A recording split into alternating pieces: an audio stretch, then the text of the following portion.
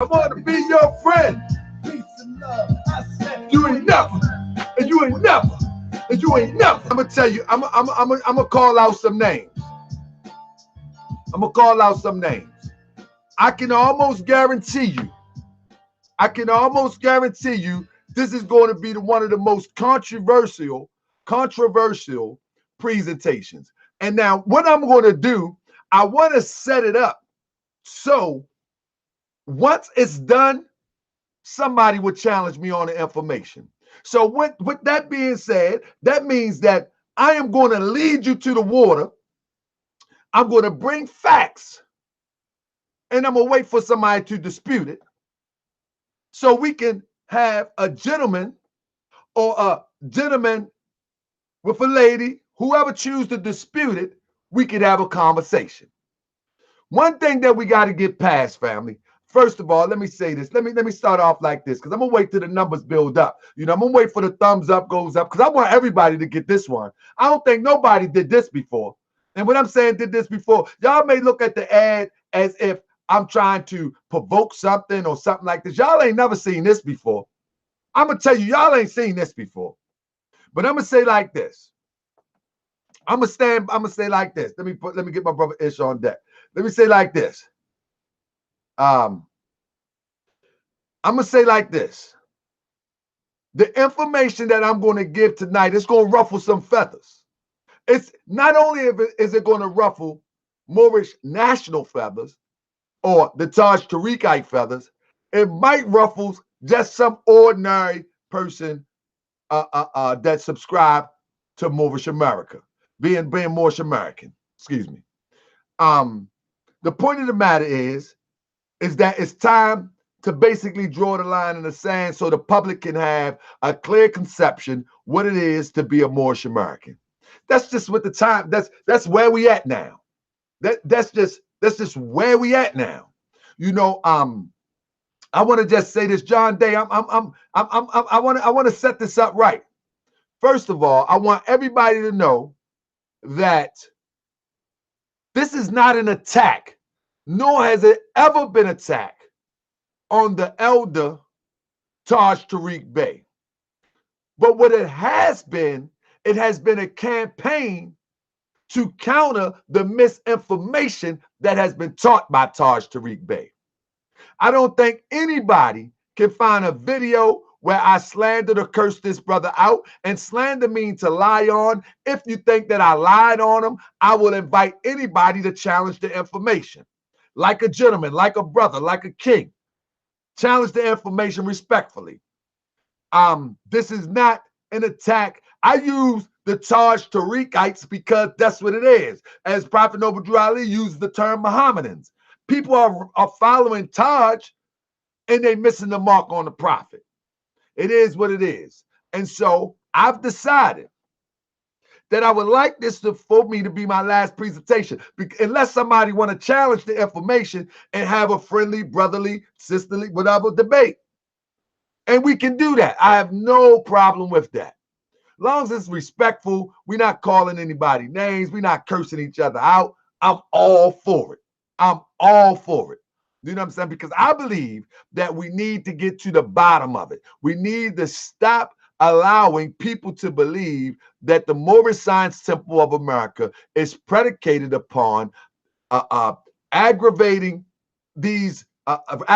or testing these Europeans and keep on starting drama with the right to travel and the delegation of authority. The Moorish Science Temple of America is not about that. The Moorish Science Temple of America is predicated upon building. That's what the Moorish Science Temple of America is predicated upon. Building. If it was caught up into the things that we see today, there is no way humanly possible that Prophet Noble Drew Ali would have made the strides that he made back from 1926 to 29. There's no way humanly possible. If the Moors in the days and times of Prophet Noble Drew Ali perpetrated some of the things or demonstrated some of the things that we see Moors doing today, you would never even heard of no Moorish Science. The first year, it would have been a wrap. You cannot find nowhere in that racist era of time, in that racist era of time, you did not see Moors doing the things that we see these brothers calling themselves Moors today. And so today it's time to separate the truth from the falsehood. People, don't get upset because somebody puts some information out on the internet and now I come to address the information, and then you call that's divisive. Yo, why y'all divided? No. We don't let the lie linger. Why would we let the lie linger? That's just like if in your household you have a child that begin to talk crazy all the time. They're not really hitting nobody, but they're just talking crazy. And you say, well, nah, I don't want to start nothing. So, I'm going to just leave that alone. That's insane. You're not going to do that. You know what you're going to do? You're going to say, come here. We ain't doing this right here. Well, in this sense right here, this is the house of Prophet Noble Drew Ali, that anybody who refers to themselves as being a Moorish American or the Moorish Science Temple of America, within this paradigm of the Moorish Science Temple of America, it's our obligation to say, you know what? That's not right. You know what? They may have been talking it for 20 years, but that's not right. And not only is it not right, here is the evidence to show and prove it's not right. That's not what the prophet taught. My whole campaign, and yes, it's a campaign, my whole campaign is very simple. That Taj Tariq do not teach the teachings as taught by Prophet Noble Drew Ali. That's my whole campaign. I've never said nothing dirty about Taj. I never said that nothing slanderous about Taj. If you think that is slanderous, bring your proof. I'll bring mine, and we can have a gentleman conversation. We're going to shake you, my brother, at the end of the day. You know what I'm saying? So I don't mind. But anyway, let's get this started. I've been disrespected. I've been called an agent. I've been called a dirty Moor. You have never heard me come out my mouth one time calling somebody a dirty Moor. Never.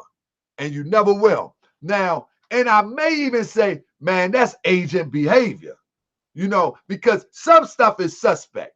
When I see that people putting confusion out there, some stuff is suspect. You know what I mean? So, here we go.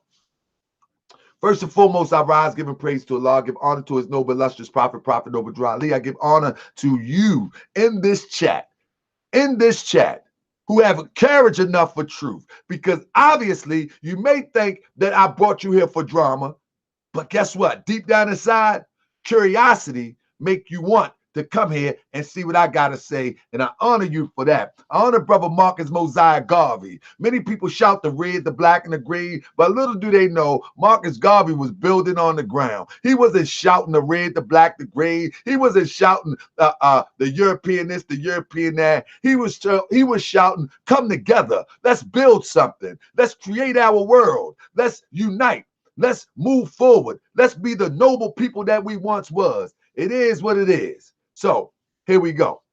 John Day have something up there that says the Moorish American nationals don't have a right to travel. U.S. citizens don't have a right to travel, only nationals. Okay, whatever the case may be, brother, but I'm going to prove something today concerning U.S. citizens and nationals. I'm going to prove something today. Let me go ahead and set it up. I'm not going to waste any more time.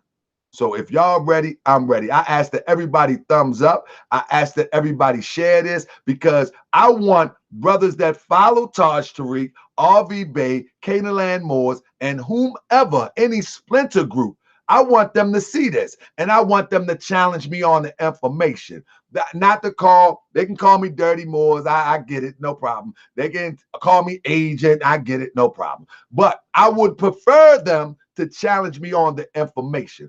That's what I'm looking forward to. You know what I mean? That's what I'm looking forward to. I want somebody to challenge me on the information because what I'm about to display right now, and it's going to start off slow, right?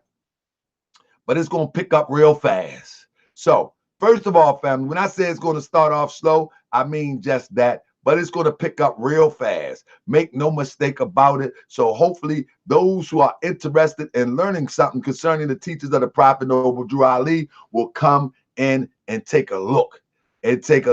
So first and foremost, family, here we go. This is all about the teachers of the Prophet Noble Drew Ali. This is not about me. This is not even about Taj. It's about the misunderstanding that has been perpetuated and taught throughout the years. Now, we know without a doubt or contradiction that they call Taj the National Grand Sheikh and Divine Minister. I don't know what, and this is not slander. Don't call it slander. It's fact.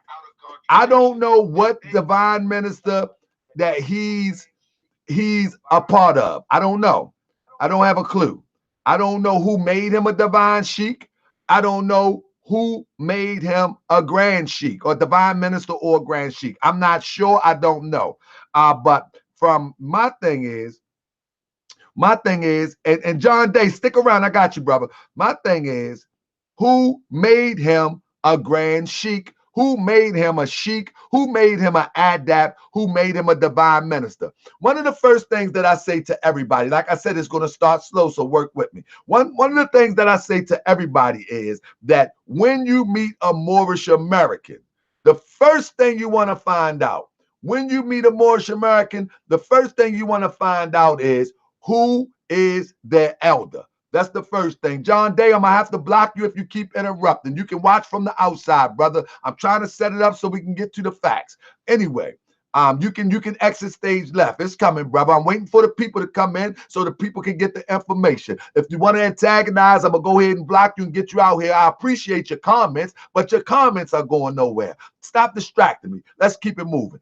Anyway, so the point of the matter is, when you meet a Moorish American and they teaching you Moorish science, the first thing you want to ask, well, if they say they're a grand sheik, who made you a grand sheik? And you can even go a step further and ask them, can I see your credentials? Your credentials is what was given in the Moorish Science Temple of America, and it's given to the Moors to this day. They're called sheik papers or divine minister papers. So one of the first questions you want to ask any Moorish American that claim to be a sheik, you ask them, who made you a sheik? First and foremost. Secondly, you say, well, can I see your divine minister papers or your sheik papers? Now, you know off the top, if you don't see a divine minister papers or sheik papers, there might be something going on right there. But if you choose to follow them, be on your own. I'm trying to set it up for you. Walk with me. So now, if the person is not going to produce their credentials, then most of the time, they may not be qualified to speak on the topic. However, that's not right all the time, because you got many sharp Moorish Americans that are not divine ministers and they are not sheiks. But most of those sharp brothers are so sharp that they don't call themselves by these titles that they haven't been blessed with. That's the difference. But when somebody calling themselves a title that they haven't been blessed with, I'm telling you, beware, watch out for the okie doke. And we have been falling for the okie doke for quite some time as it relates to the teachings of Taj Tariq and the Moors who follow him. So Taj has went on and he became the consular. But let's move on. So let's get with the first lesson. The first lesson is the confusion that this brother likes to use. He likes to use similarities. You know what I mean? He likes to be similar. So what I'm saying is he will say something and he'll relate it to the Prophet Noble Drew Ali, but what you'll find is it's not relative. So let's deal with the first thing on R.V. Bey. If you go to R.V. Bey Publications, you'll see that I got it highlighted. But let me just go on down to, I'm going to get almost to where it says reading the first 7 questions. It says reading the first 7 questions of the 101 questionnaire gives you the support, the fact of historical foundation. And that's talking about the L and Bey, I would assume. After all, without history, you cannot comprehend law. Now, listen. A simple affixing of the titles L or Bey on your existing name place you under the jurisdiction and protection of the Moorish nation, America, North, South, Central, and adjoining islands. The first things you want to ask, hold up, stop for a minute. When you speak of jurisdiction, you're speaking of an established government. You're speaking of an established jurisprudence. You're speaking of something that established, which has borders, which has laws, which have elected or appointed officials. So when he say you're under the jurisdiction and protection of the Moorish nation, what is he saying? He's not saying much. But when you go down, let's go down and read a little more though. Check this out. This is why it is disturbing, he says, futile and non-productive, unless you are against the Moors, unless you are agent. Everybody want to throw the agent when they scared of truth. Unless you are agent against Moors rising. For any more to think that this land estate is the dominion of foreign occupiers, no, nobody thinks that. You throwing that out there. And they act as if it's all well. Yet, now here go the okie doke. Yet, the prophet said we will gain back our heritage and our lost estate, and it will be done in a conflict that cannot be told in words. I got it highlighted. Now listen to me. What he's talking about are two different things. He's mixing apples and oranges. He said, this land is our lost estate. And the prophet said, listen closely, and the prophet said, we will gain our heritage, our lost estate, in a conflict that cannot be told in words. Now, in actuality, it's out of context. In actuality, underneath that, I got where he got that from. That came from page 3 out of the Holy Quran of the Moorish Science Temple of America. Now let's read and see what that says. What exactly is that talking about? It says, and these soul attributes became a body beautiful, a multitude of lessons man must learn upon the plane of soul. And he tarries many ages until his lesson of all learned. Upon the boundary of the plane of soul, the ether began to vibrate slower still, and the essence took on a final garb. What this is explaining is the descension of man from a heavenly state or from a divine state to a physical existence. It keeps saying, perfected man must pass through all ways of life. And so carnal nature was full manifest, a nature that sprung forth from fleshly things. Without a foe, a soldier never knows his strength. And thought must be developed by the exercise of strength. And so this carnal man soon became a foe that man must fight, that he might be the strength of a law made manifest. I hope y'all are listening. Check it out. Let every living thing stand still and hear. Man is the Lord of the plane of manifest, of protoplasm, a mineral, a plant, a beast. But he gave up his birthright. In this context, the birthright is talking about your divine nature. He gave up his birthright just to gratify his lower self. The birthright in this context is talking about his divine nature. It says, but man will regain his lost estate, his heritage, his divine nature, but it will be done in a conflict that can't be told in words. That whole paragraph had nothing to do with European occupying a foreign land or foreigners occupying any land. Yet he used it in context of that. He said, so the prophet Noble Ali says, yea, he must suffer trials and temptation manyfold, but let him know that the cherubim and the seraphim that rule the station of the sun, and I can go on and on. But that's what I'm doing right now. What I'm trying to do right now is put the lessons side by side. How he has taken something that had nothing to do with what he said. This is why it's disturbing and non-productive. For any more to think that this land estate is the dominion of foreign occupiers. No, we don't think this is the estate or land of any foreign occupiers. But why are you taking something out of context to relate to something that has nothing to do with the statement that the prophet made? You see, why? He took it out of context to try to convince you of something and possibly later sell you something. Let's go. Next one. So here we go. The Prophet Noble Drew Ali talks about, this is an RB Bey demonstration too. So they goes on to talk about identity, evidence, sameness, the fact. They give you the, the concept or the definition of identity, person, Corporations are persons, as the word used in the 14th Amendment. Therefore, if you are operating with the 14th Amendment, you're saying louder, you are a corporation. Family, here goes another okie doke. If you are a member of the Moorish Science Temple of America, we don't even acknowledge the 14th Amendment as it relates to us as a people to free us. So for someone that said they are more, keep on giving the 14th and 15th Amendment power, it doesn't even make sense. Why do you keep talking about the 14th and 15th Amendment if the Prophet Noble Drew Ali tells us that, and I got it highlighted, that there is no need for the application of the 14th and 15th Amendment for the salvation of our people? We totally disregard. We act as if it don't even exist. Because the Prophet Noble Drew Ali says, and I concur, that there is no need for the 14th and 15th Amendment. He got that at the bottom of the page, yet he still quoted as if somebody is acting in the capacity of the 14th Amendment.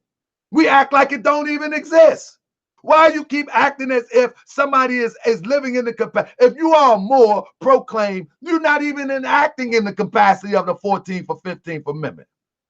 Period, point blank. Now let me show you. When you look at this, it says the 14th and 15th Amendments brought the North and the South in unit, placing the Southerner, who at that time was without power, with the constitutional body. All right. It goes on further to say, and at that time, 1865, the free national constitutional law, most of them, I don't believe they know what that means.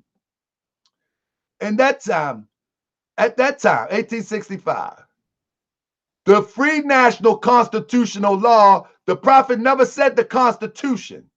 He said the free national constitutional law. You see, he never said the Constitution. So I'm going to leave it open for anybody who want to challenge me. He said the free national constitutional law that was in force since 1774. No, he didn't say 1776. 1774 declared all men equal and free. And if all men are declared free, declared by the free national constitution to be free and equal, since the Constitution never been changed, there's no need. The Prophet Noble Drew Ali is basically saying you are already free, and there is no document that can free you. You already been declared free. Here goes another misappropriation of the information. Number two. Look at number two. I'm just showing you how misleading this is, and as I build it up, I'm going to get deeper and deeper. It's going to get deeper and deeper.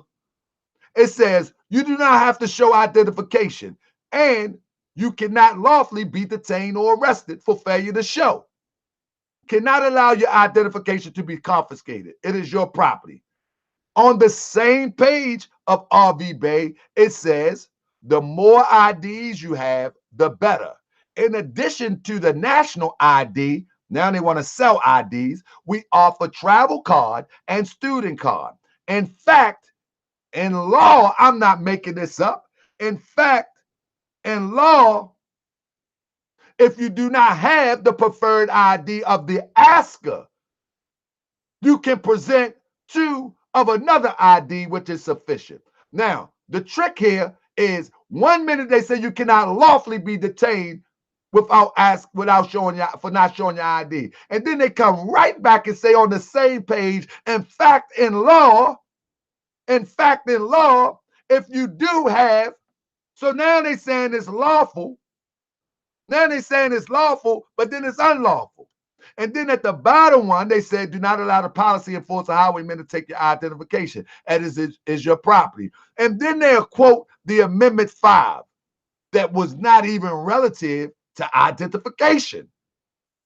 So I'm going to say you again. The first line, he says you do not have to show your identification, and you cannot lawfully be detained. Okay, but then it comes back and says it's better to have 3 IDs. Mind you, they sell IDs. I mean, mind you, they sell IDs. So now it's better to have 3. In fact, in law, if you do not have the preferred ID of the asker, you can present second ID, which is a presumption that you better have law. You better have ID when dealing with the law. Here we go. Another out of context thing. This is all the setup. This is all the setup. Another out of context thing. I got it highlighted, but it said, this means we the people must be busy about holding anyone to law. We must uphold and enforce it ourselves so that we are not molested by any other citizens. This is why Prophet Noble Drew Ali said, now they're going to take the Prophet Noble Drew Ali words out of context again, and they're going to misquote it and lie. There is but one supreme issue, and that is to enforce the Constitution for the United States of America. That is not what the Prophet Noble Drew Ali said. That is not what the Prophet Noble Drew Ali said. Right beneath that it says, so there is one supreme issue for my people to be used to redeem that which was lost, and that is through the above statements. Now, what are the above statements? Do anybody know? Let's talk about the above statements. This is the above statements. I want y'all to listen. This is the above statements. Y'all got me? There is but one supreme issue for my people to be redeemed, and to that which is lost, and through the above statement. But he said, but there is one supreme issue, and that is to enforce the Constitution. And then he got it in quote unquote. That is not what the Prophet Noble Drew Ali said. Not even close. The only thing he got close is there is but one supreme issue. And then he add on and say, and that is to enforce the Constitution for, and then he put in caps, the United States of America. The Prophet words, quote unquote. So there, and then the sad thing about it is, this is readily information. You can find this information anywhere. You know, nobody wants to do the research. They want to be blind followers. And so he's going to lead the sheep to slaughter. So this is the above statement. Now, here we go, family. If you want to learn, you can learn. If you don't, it's okay, bounce. But if you want to learn, learn. I prefer that you learn. So the Prophet Noble Drew Ali above statements is as following.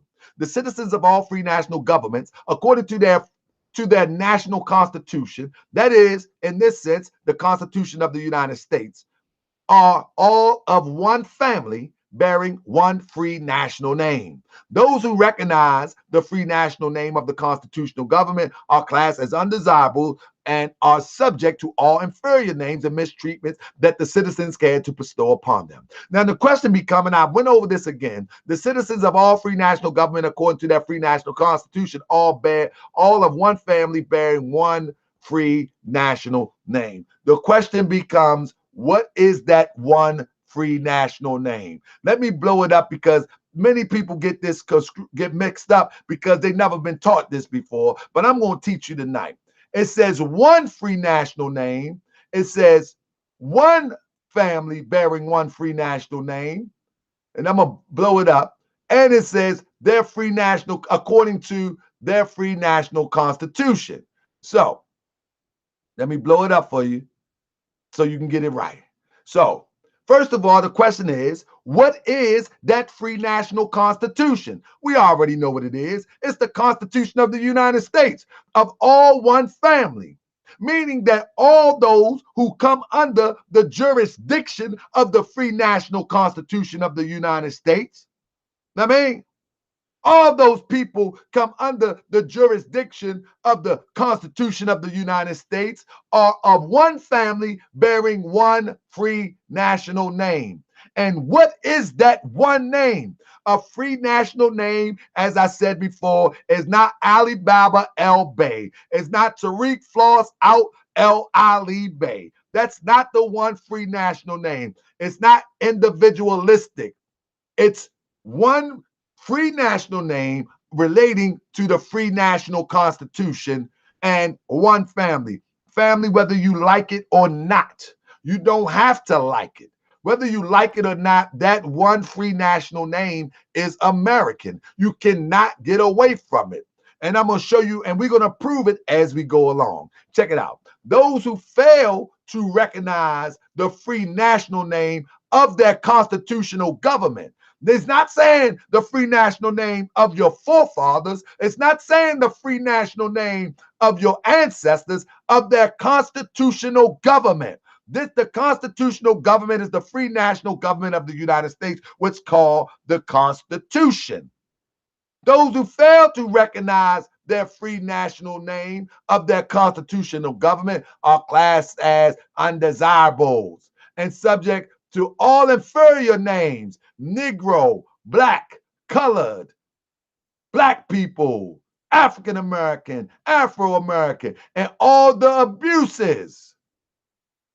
Police brutality, and all of that happens because you don't unite. It's not because you call yourself something different. It's because you don't unite, because you don't identify with calling yourself something. You know what I'm saying? That is consistent with the ancient ancestors. So it's and mistreatment that other citizens can to bestow upon them. And it is a sin for any group to violate the national constitution of constitutional laws. What constitution is he talking about? The national constitution of that time, even now, has not changed. It's the Constitution of the United States, the national constitution of the free national government.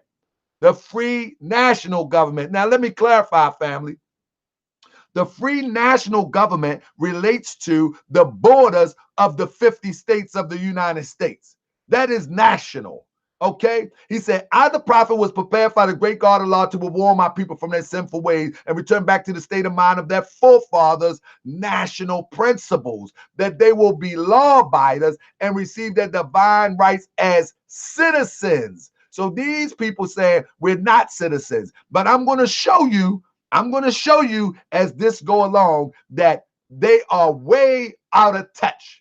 Because the prophet is talking about you receive your divine right as citizens according to the free national constitutional that was prepared for all free national beings. National beings is relating to those within the borders of the United States of America. They are to claim their own free national name and religion. They are to claim their own free national name and religion. It goes on to say there is but one issue for them to be recognized by this government and the nation of the earth, and it comes through your connection of the Moorish divine and national movement, which is incorporated in this government. If you're saying that you are Moorish American, whether you are or you're not is not in question at this point. If you're saying that you are Moorish American, the Moorish Science Temple of America, led by Prophet Noble Drew Ali, incorporated the movement into the government. Now, if you need me to pull out and say somebody made this up, I can actually pull out the actual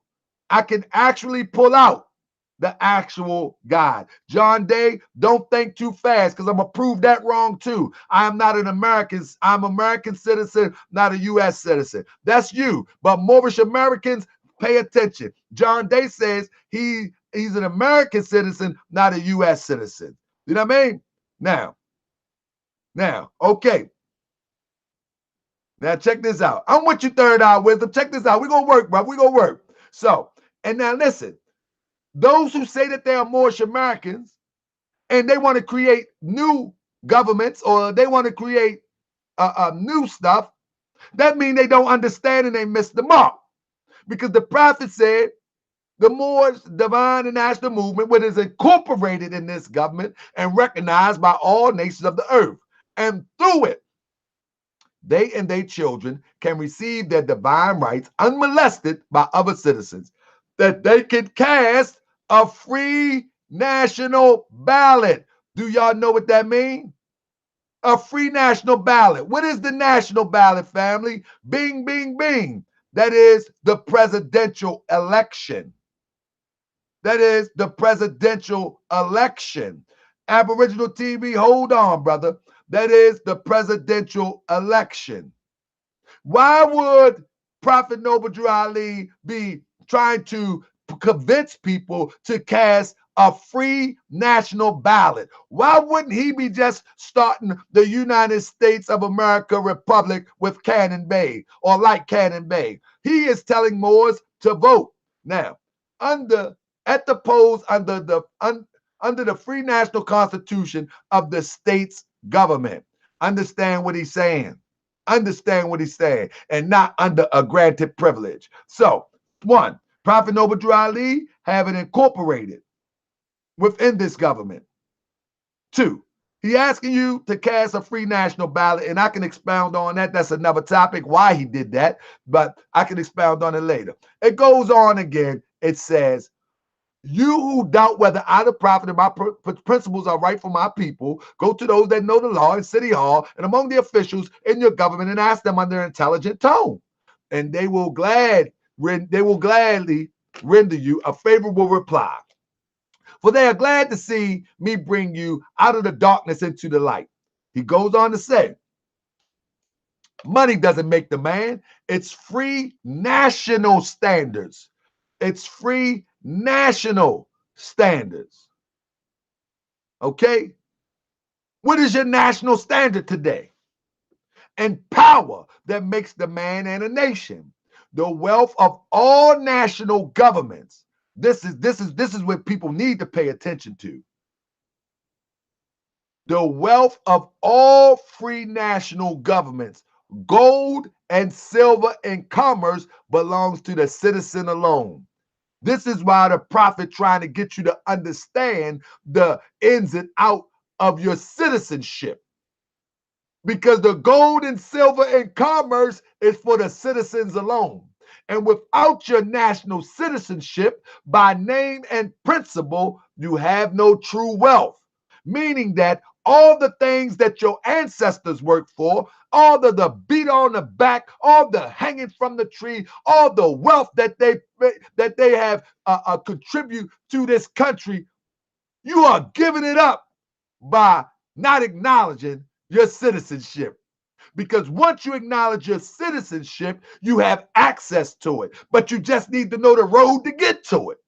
And the prophet give you the road too. But that's another topic. That's another topic. So it goes on to say, I am hereby calling on all true citizens. And when the prophet Noble Drew Ali says all, hey brother, John Day, stand by, brother. You're moving too fast. I'm just getting started. And I'm hereby calling on all true citizens that stand for a national free government and to enforce the Constitution to help me in my great missionary work, because I need all the support from all true American citizens of the United States of America, which I'm going to touch on shortly, that United States and American citizen is pretty much interchangeable in context of the Prophet Noble Drew Ali, and I'm going to prove that too. I'm going to prove that too, that American citizen and United States of America or U.S. citizen in the context as expressed by Noble Drew Ali is interchangeable in some contexts, and I'm going to prove it. Anyway, help me save my people who have fallen from the constitutional laws of government. I'm depending on your support to get them back to the constitutional fold again, that they may learn to love instead of hate and live according to love, truth, peace, freedom, and justice, supporting our free national constitution of the United States. Now, I don't know how you're going to bake this pie. I don't know how you're going to flip this pie. I don't know, but he's calling it our free national constitution of the United States. Now, I don't know what the brother, I don't know what the brother Canaanland Bey have to say about this, about his constitution, but the prophet refers to the Constitution of the United States as our constitution. That's a little deeper lesson, but that's okay. That's okay. Okay. I hear you, John Day. I know Taj got you good, but I got you. Hold on. He said, I love my people, and I desire their unity and mind back to their own national and divine standard, because day by day they have been violating the national and constitutional laws of the government by claiming principles that are unconstitutional. Now check this out. If Italians, Greeks, English, Chinese, Japanese, Turks, and Arabians are forced to proclaim their free national name. In other words, if a Turk come here and says that he wants to be a citizen of the United States, then he is compelled to say, you know what? I want to take the citizen test. I am Turkish American. That's the free national name.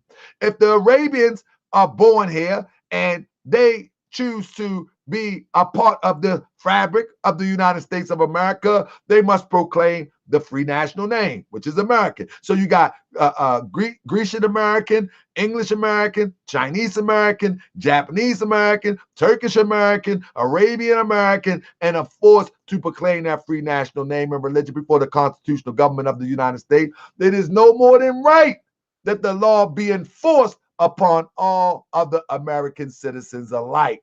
Now, follow what I'm saying. This is where the Prophet Noble Drew Ali talks about enforcing the Constitution.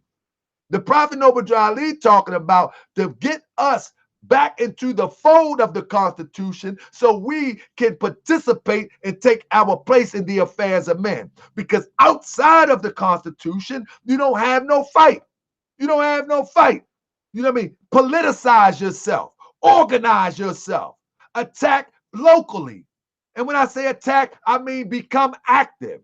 So the Prophet Noble Drew Ali says it's no more than right that the law be enforced. And so this is where they steal and say enforce the Constitution. The Prophet wasn't talking about that stuff they talking about. They're talking about that outside the Constitution, we have no win. So once you enforce the Constitution, you forcing the people to be lined up like every other people in this country. You're saying if the Greeks doing it, if the English doing it, if the Chinese doing it, if the Japanese doing it, it's no more than right that we have to do it. Why not we doing it? The Greeks ain't calling themselves yellow people. The English ain't calling themselves white. The Chinese ain't calling themselves yellow. The Turks ain't calling themselves brown. It's no more than right. It's no more than right. In all other governments, when a man is born, raised there, and asks for his national descent name, listen to the key points he said. Born and raised. This is why right before that, the Prophet Noble Drew Ali says the law should be enforced on all American citizens alike. You are an American citizen, but I'm going to show you how the American citizen and U.S. citizen in some contexts become interchangeable as we go along. In all other government, when a man is born, you are born a citizen. You are born a citizen by the soil and raised there and asked for his national descent name and asked for his national descent name. Now that is different. The national descent name is different from the free national name. The national descent name of the people formerly mentioned is Italian. That's a national descent name. The national descent name of a Greek is Grecian. I think that's what they call it now. The English, this is a national descent name. Descent is means from where you come from. The free national name is where you're at. Chinese is a national descent name. Y'all follow me? So the prophet said, in all other governments, when a man is born and raised there and asks for his national descent name, if he fails to give it, he is misused, imprisoned, or exiled. Any other group of people that fail to answer up to the constitutional standards, y'all hear me? Constitutional standards of law by name and principle, because to be a citizen of any government, he's talking about the government of the United States. To be a citizen of any government, you must proclaim your national descent name. That's different from your free national name, because they place their trust upon issues and names formed by their forefathers. This is how you know the national descent name is Moorish, because once you proclaim your national descent name, you identify yourself with an illustrious history, and people identify who you are. Black, there is no illustrious history. There is none. There is none. It just don't work. You know what I mean? It just don't work. So we go on to say, I want to share this, and this is just a tidbit. Another misappropriation of the facts, which I shared this on my last stream, where it says that this brother say, if you do not, the prophet said, if you do nothing else, declare your nationality. Family, I have never seen that, and I believe that it's a mock-up from the I think it's a mock-up from the oral statements, if you will. The prophet is known to say, proclaim your nationality. But as I said in a previous broadcast, that the reason why they're using the term declare, listen to the trickery. Here's the trickery. He said, the prophet says, if you do nothing else, declare your nationality, which means clear yourself, as it does not necessarily has anything to do with any paperwork. So he says that declare has nothing to do with paperwork. While proclaiming, listen to Act 6 right here. With us, all members must proclaim their nationality. That's the first line of Act 6. While proclaiming has all to do with paperwork. So what they did is the switch and bait. The switch and bait is the prophet said, if you don't do nothing, declare your nationality. Yet you must proclaim, and that has to do with paperwork. And then it goes on to say, which means declare yourself, it does not necessarily have anything to do with paperwork. That's to declare. While proclaiming has all to do with paperwork. Something written. Are the temple members really proclaiming? So this is the switch and bait. This is how the brother goes at the temple underhandedly and put the spirit of division amongst people when he began to say, are the temples really proclaiming? Well, the question is this. Show me anywhere out of 30,000 Moors where the Moors filed any paperwork anywhere during the times of the prophet, except for the affidavit and the permit for the affidavit and the permit for the parade. It seems those within the temple may have declared, but have confused proclaiming and declaring. The prophet never said declare. He never said that. That's hearsay. It don't hold no weight. The prophet never said that. In reality of these things seems that most in and out the temple are also not really clear. They are without self-clarity, lacking proper concept of historical references, lacking proper schooling to the perspective of those bits of history they do receive, yet being clear. And declaring is absolutely necessary before any rituals of proclamation or publishing of art be done. I suppose that this is why the prophet said, if nothing else, declare your nationality. That's a flat out lie, and anybody can challenge me on it. Flat out lie, hearsay. Every time you study the prophet never used that term, declare your nationality. He said, with us, all members must proclaim their nationality. And we're teaching our people proclaim. And so they say, now, proclaiming has to do with paperwork, and they use that so they can prepare to sell you some paperwork. They're preparing to sell you some paperwork. Now, here we go.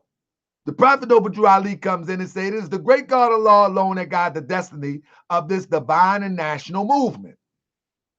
I know all true American citizens are identified by the national descent name and applied to the free national constitution this free national republic of the United States. Y'all with me? Here we go. Now, a lot of this stuff that these brothers are using, that the brother Taj is using, comes out of this Moorish literature book. But now this Moorish literature book, if you ask any of them where it come from, who put it together, 9 times out of 10, they don't know. And actually, they hijacked it and stole it from the Moorish Science Temple of America Incorporated. This Moorish literature was a compilation that was initiated, if I'm not mistaken, and I could be wrong, but if I am, may Allah forgive me, I think it was Brother Love L. Now, these are the same people that they say misinformed, hijacked, 501c3. These are the same people, yet they selling their information that they have compiled. And we all use it. But you using it, but at the same time slandering at the same time. You know what I mean? Well, or whatever you say. Anyway, let's get to it.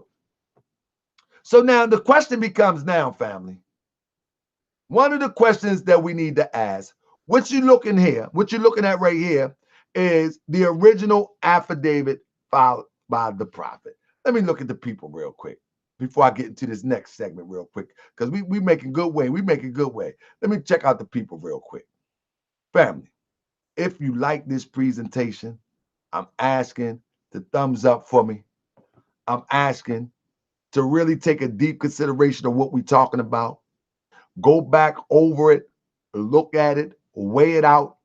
I know John Day got a lot of questions. He putting a lot of stuff out there. I understand. I would love to debate John Day.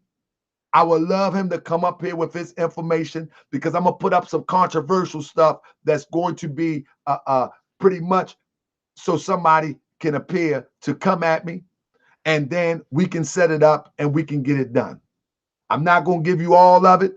I'm going to lead you to it. And I would encourage anybody to challenge me on the information. Challenge me on the information. I'm really not going to accept it if you're talking the dirty Moors and the MFers and all of this stuff. I'm going to pay you no mind. I'm going to block you. I'm going to keep moving. This is about the information and awakening our people up to what's really good. We're not following that nonsense no more. It's a wrap. It's over. Not until your brother Taj Tariq Bey challenged this information on the network and on social media did we have this information available. So, hey, you don't have to like me. You don't have to like me. That's fine. But guess what? I implore you to take this information back and research it. I'm going to leave it up here. It's good. But let's get into it, man. I appreciate y'all, man. Let's get into it. We got a bunch of more slides coming, and it's going to get hot and heavy because I'm going to get controversial in 1 minute. In 1 minute, I'm going to get super controversial. So, hold up. Let me stop it one more time because I'm about to get into my lane. Now, I'm about to get into my lane. Y'all ready? All right. I'm about to get into my lane. So the first thing that we need to do is clarify. Let me get into my lane real quick. Now, I got some of my slides mixed up. Now, the first thing we need to clarify is this. What is, let me leave it like that for a minute. I might get back to that. All right. Now, I want to ask my brother, John Dan. I'm going to wait for him to respond too. All right. Nah, Ali even said we all Moors by birthright. I'm going to get to that too. I want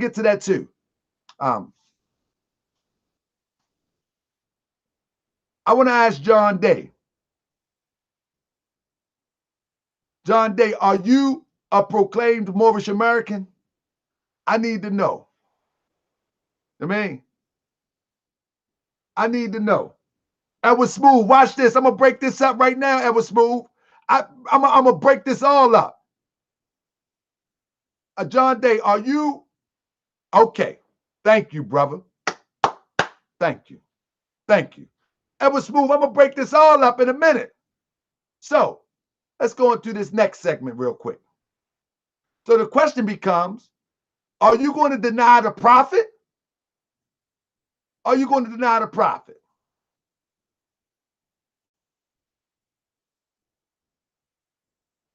Are you going to deny the prophet?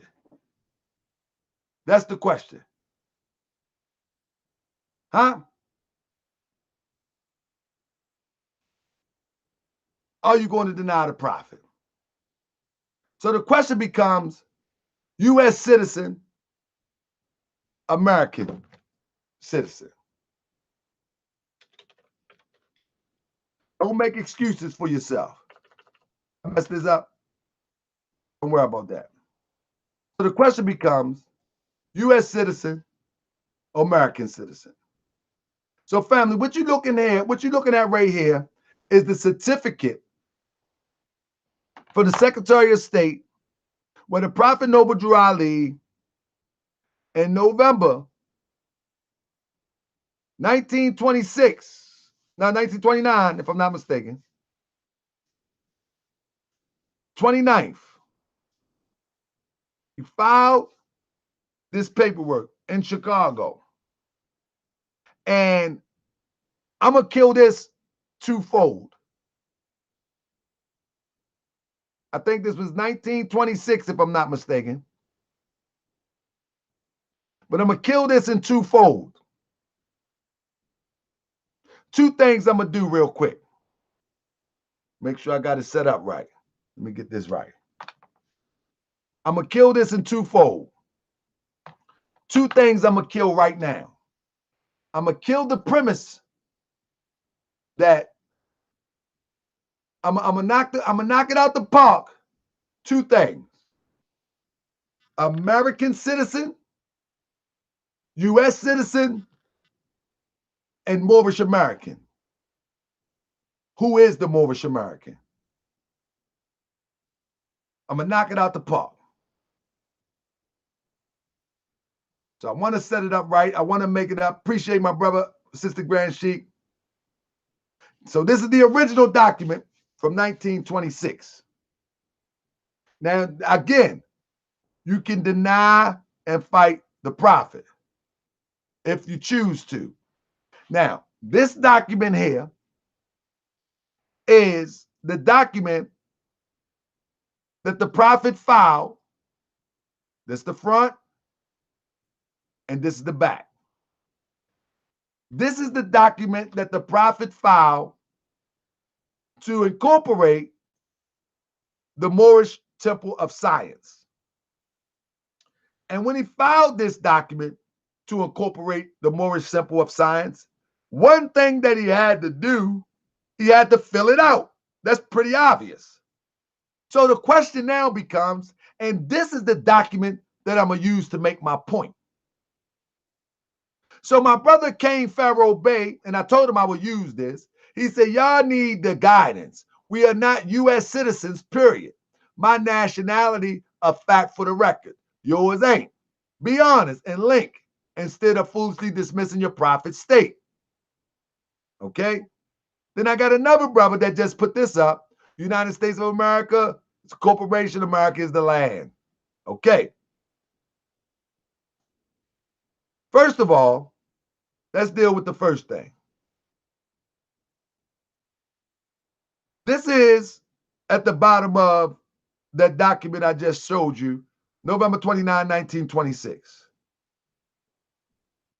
Then the Prophet Noble Drew Ali fills this document out. And let's read what it says. Would the prophet lie? Prophets don't lie. And if you say that, you tripping now. Did the prophet not see it? If you say that, you tripping now. So in this document, you'll see that when he filled out this document to the Secretary of State, it said, we understand Drew Ali, Lomax, James Lomax, Johnny Reynolds, Eddie Watts, Sammy Rucker, citizens of what? Can y'all see that? The citizens of what? Propose to form a corporation. Can y'all see that?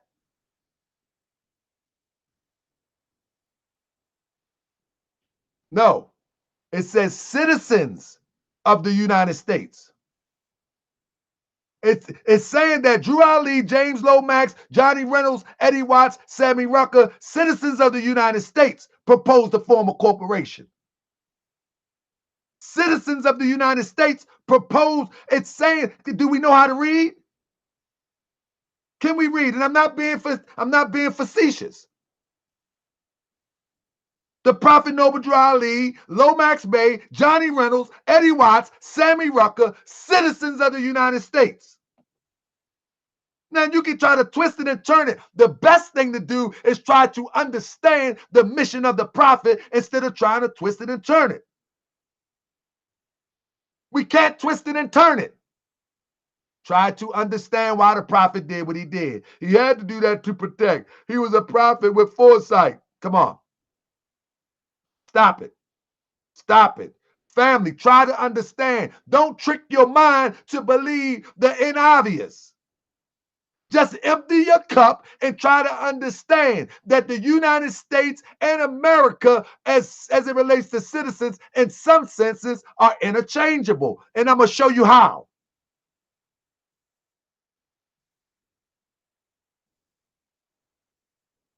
I'm going to show you how. I'm going to show you how the United States and America is interchangeable in some sentences. Okay, now, here we go. Now, you can deny the truth. It's okay. It's okay. You can deny the truth. Now, if you want to know about the United States being a corporation, family, if you want to understand about the United States being a corporation, the District of Columbia Organic Act of 1871 explained what part of the United States is the corporation. Now, everybody say, oh, the corporation is located in D.C. The corporation is located in D.C. Washington, D.C. is a corporation. Family, if you read closely, you'll understand that Washington, D.C., the District of Columbia, is the U.S. corporate. The 50 states are not. The United States of America, the 50 states are not. The District of Columbia is the corporation. It's a district. So when people say the United States is a corporation, no, you mixing apples and oranges. And I would challenge anybody on this, and we will go deep. And we will go deeper into it. But this is a complex issue. Let me tell you something. We can deny the truth all we want. But I'm telling you again, anybody that wish to debate this, I'm open to debate it. And I'm open to bring, I'm gonna bring slideshows. I'm gonna bring slideshows. I'm gonna bring everything possible to prove my point. Because not only is the District of Columbia is a part of the U.S. corporation, but there's other parts too that's a part of the U.S. corporation. And it's not the 50 states. And it's not the 50 states. Now, and it's not the 50 states. And I would challenge anybody to challenge me on it. I'm going to bring facts. Anybody can. Ishmael Bey know what I'm talking about. Ishmael Bey know what I'm talking about. Taj has lied. He has lied. The 50 states are not the corporation. Now, here we go. So, all you have to do is read the Organic Act of 1871, and I'll read it to you. Be it enacted by the Senate and the House of Representatives of the United States of America, and Congress assembled, that all part of the territory of the United States, included within the limits of the District of the Columbia, be, and the same is hereby created into government by the name of District of Columbia, by which name is hereby constituted a body corporate. Now you got to read the whole thing to really get the true essence, the true understanding of what it is, what that means. You can't read part. I mean, you can't read part. You got to read the whole thing. It says that the District of Columbia, by which name is hereby constituted a body corporate. The District of Columbia is the body corporate. United States is the body corporate as it relates to the District of Columbia. For municipal purposes, and may contract and be contracted with, sue and be sued, plead and impleaded, have a seal and exercise all powers of municipal corporation, not inconsistent with the Constitution laws of the United States. That's different. And the provisions of this act. So yes, there is two different United States. Catch up with me. Now, When we're talking about the Republican form of government, family, don't believe what people tell you, that it's a democracy. Family, you can call it what you want. You can say whatever you feel. But when somebody says that it's not a Republican form of government, it's a democracy, I implore you to ask them to show you the date and time when it was changed. Show you the date and time when it was changed. Let me break it down to you. This is what happened. A political party emerged. A political party emerged. And when the DC is not the headquarters, DC is the headquarters of the corporation, but the 50 states are not a part of the corporation. Now,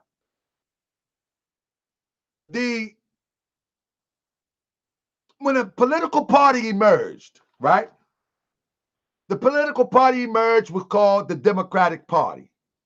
And just like anything else, and this is why the prophet said we need to control the media, because they went on a campaign to validate their position. Now, a democracy is not that bit different than a republic form of politics. It's not that different. But when they came with this new party, they began to promote it. They begin to promote it and push it. That doesn't mean that they changed the form of government which was established. That didn't change the form of government. The form of government never changed. The form of government never changed. It's always been a democratic republic. Oh, he said, no, it's never been a democratic republic. It's never been a democratic republic. The form of government is this. It's never been a democratic republic. The federal government of the United States, U.S. federal government, is a national government of the United States. It's a constitutional republic of North America composed of 50 states, one district, Washington, D.C. It's a constitutional republic by the republic for which it stands. It has never been a democratic republic. By the republic for which it stands.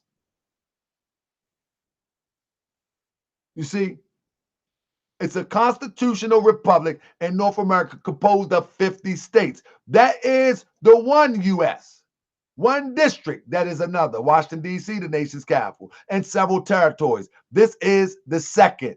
This is the corporation. And like I said, I'm not going to give it all to you, but this is the corporation right here. Hold up. And I'm willing to prove it if anybody want to debate me on it. The one district, Washington, D.C., the nation's capital, and several territories. Those are the corporations. I mean, those are the corporations. So one part of the United States of America is composed of the 50 states. That's one. That's where you get your nationality from. The nationality of the United States of America is American. That's where you get that from. One district, Washington, D.C., that is the United States corporation. Anybody can challenge me with me. Anybody can challenge me. I'm ready for it. The federal government is composed of 3 district branches, distinct branches, legislative, executive, and judicial, whose power are vested by the U.S. Constitution and Congress, the president and the federal courts respectfully. The powers and the duty of these branches are further defined by the acts of Congress, including creation of executive departments and courts inferior to the Supreme Court. Again, it is a law alone that guides the destiny of this divine movement, family. And listen to what the prophets say. I know all true American citizens are defined by national descent names to answer and apply to free national constitution of the free national republic. The prophet even named it the free national republic. It never changed. It never changed. I don't know why we allow people to put in our head, but if it has changed, we need to see the date, we need to see the time, and we need to see the minutes from the meeting. Now, let me explain to you what a republic is. A republic is a country governed by elected representative. The U.S. is a republic constitutional, means that the government is bound by constitution. The U.S. has a constitutional form of government. A democracy is a country governed by its citizens with equal power. You see? That's the difference. That's difference. You see? It's governed by elected officials. A democracy is a country governed by citizens with equal power. We have to elect officials to represent us. And the elected officials represent the constituent. A difference is made between a pure democracy, aka direct democracy, where citizens directly make decisions. We don't directly make decisions. This is not a democracy by any stretch of imagination. We do not make decisions solely. We don't do that. Our representative or representative democracy, aka indirect democracy, where, and this is what we have right here, an indirect democracy. But it's not a democratic form of government where the citizens elect representatives to govern. You follow me? The U.S. is not a pure democracy. It is a representative democracy, which means they operate under the indirect democracy, but the actual form of government is a republic that has never been changed. That has never been changed. It has never been changed. Bottom line, everybody, and I don't know who everybody is in this sense, but this is what it says. Everybody agrees that the U.S. is a republic, even a constitutional republic. And when it's speaking of everybody, we're talking about those whose law school. I mean, those that have law degrees, those that study constitutional law, agrees that this is a U.S. republic. It has never changed. Don't let Taj fool you. It has never changed. Now, when we're dealing with the term America, this is very simple. The term America or America's actual refers to the land of the Western Hemisphere. I think we know that. These lands or New World actually comprise of two continents, North America, South America. The United States of America, where you get your nationality from, is here. The United States of America is a country located, and you know that, it is made up of 50 states and a federal district. It is referred to as United States, USA, United States, USA. Listen, this is the sense where I'm telling you that the Prophet Noble Drew Ali, using in this context, citizens of the United States and American citizens interchangeable. He's using them interchangeable. America referred to as United States, USA. America's in actuality, the term America and USA refer to two completely different things. Remember context, because America in some context is referring to North America.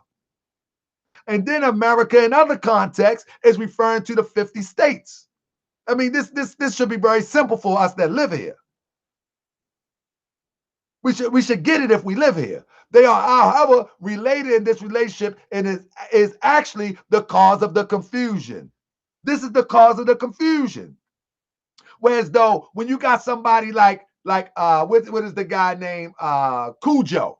Cujo think he's a Moorish American because he live on the, and I'm gonna show the difference in that in a minute. He thinks he's a Moorish American because he live on the continent of America, of North America. But that's not how nationality works. But this is where the confusion lies. The nationality of those within the 50 states of the United States of America is American. That's just what it is. You can't escape from that. You can't escape from that. But to claim that you're Moorish American just because you're in North America don't make sense. And I'm going to show you that in a minute. So it says the term America actually refers to the land in the Western Hemisphere. Matter of fact, I'm going to go ahead and did that right now. Let me did that right now. See if I can did that right now. Let me find what I need. Let's did that right now. When you look at brothers like Cujo, and he think he's a Moorish American, that doesn't make sense. And when you look at somebody like Jay Day, what I'm about to show you is a nationality card. What I'm about to show you is a nationality card from 1928, during the time of the Prophet. I'm about to show you a nationality card during the time of the Prophet, just in case y'all think somebody that mocked this thing up. This is an old nationality card from 1928. You see what it say on the bottom here? I am a citizen of the USA. Nobody made this up. This was during the time of the Prophet. You don't have to believe it. I asked you to try to understand what the Prophet was working, the degrees he was working. Obviously, you don't get it. But I'm telling you, stick with me and you'll get it if you allow yourself. This is an original nationality card from the time of the Prophet when he changed them. You see, when he changed them from this one, that is the Moorish Holy Temple of Science nationality card. You follow me? He changed it from this and added, I am a citizen of the USA on that. I am the citizen of the USA. Now, you can try to flip it what you wanted to, but USA to me is USA. Tomato, tomato. So, man, maybe we need to try to understand what was the Prophet working. Now, when you look at brothers like Cujo that think that he's a Moorish American, well, we got a nationality card that the Prophet made when he went to Cuba. Cuba is in North America too. I think it's one of the adjoining islands. And so when you look at that, este no su no cielos y miembros que se por el Moorish Holy Temple of the Science, Juan Nacimiento, and on and on and on. But notice at the bottom here, and this ain't marked out. Notice at the bottom, it does not say I'm a citizen of the USA, but it's the Cuban Americano headquarters. Cuban Americano, in this sense, relates to North America. But you don't see I'm a citizen of the USA. This just says Cuban Americano headquarters. But on the bottom, you don't see I'm a citizen of the USA. Why? Because a Cuban cannot be a Moorish American. They can be Moorish Cuban, just as the brother in Canada, he would have to be Moorish Canadian. He couldn't be Moorish American because American, as it relates to a nationality, is consistent with the borders of the United States of America. The nationality of a Cuban would be consistent with the borders of Cuba. So at the bottom of this, you don't see what you see at the bottom of this. I am a citizen of the United States. Matter of fact, it has everything except that. You see, it even has the address on where to call the Prophet in Chicago. You see. So he would, so somebody like Cujo will have to proclaim his nationality as Moorish Canadian because he was born on Canadian soil. And this is why we have to teach these lessons to comprehend so people can comprehend so we can get the ball rolling on the divine plans of the ages. You know what I mean? You can't be a citizen of North America as it relates to a nationality. Nationality is a designation of a country. It's not a designation of a continent. That was just like you Moorish American as it relates to a continent. You might as well go back and call yourself African American. You might as well go back and call yourself. You don't understand? Do you understand that nationality relates to a geographical location, territory called a country, a nation? It doesn't relate. It doesn't relate to a continent. So when you look at, this brother say you don't see nothing relating to Cuba. This is a nationality card from Cuba. That's why it's in Spanish. Okay? That's why it's in Spanish. Anyway, I'm not going to waste a lot of time with you. Let's go here. So we already know the territory of the United States. I want to get this ball rolling and move on. I think I done knocked a lot of this stuff out the park. But this is what my brother Ishmael Bey was talking about Puerto Rico, Guam, and Virgin Islands are unincorporated organized territories of the United States. And the reason why they're unincorporated, because the District of Columbia is an incorporated organized district under the direct control of Congress, because that is incorporated and that corporation owns Puerto Rico, Guam, Virgin Islands, etc., etc. Okay? Okay. So let's get back to this. And then I'm telling you, this last few minutes that I got a lot of stuff going. I got about 8 more slides, and then I'm going to take you on a journey that you ain't going to never forget. Honor to my brother Ishmael Bey.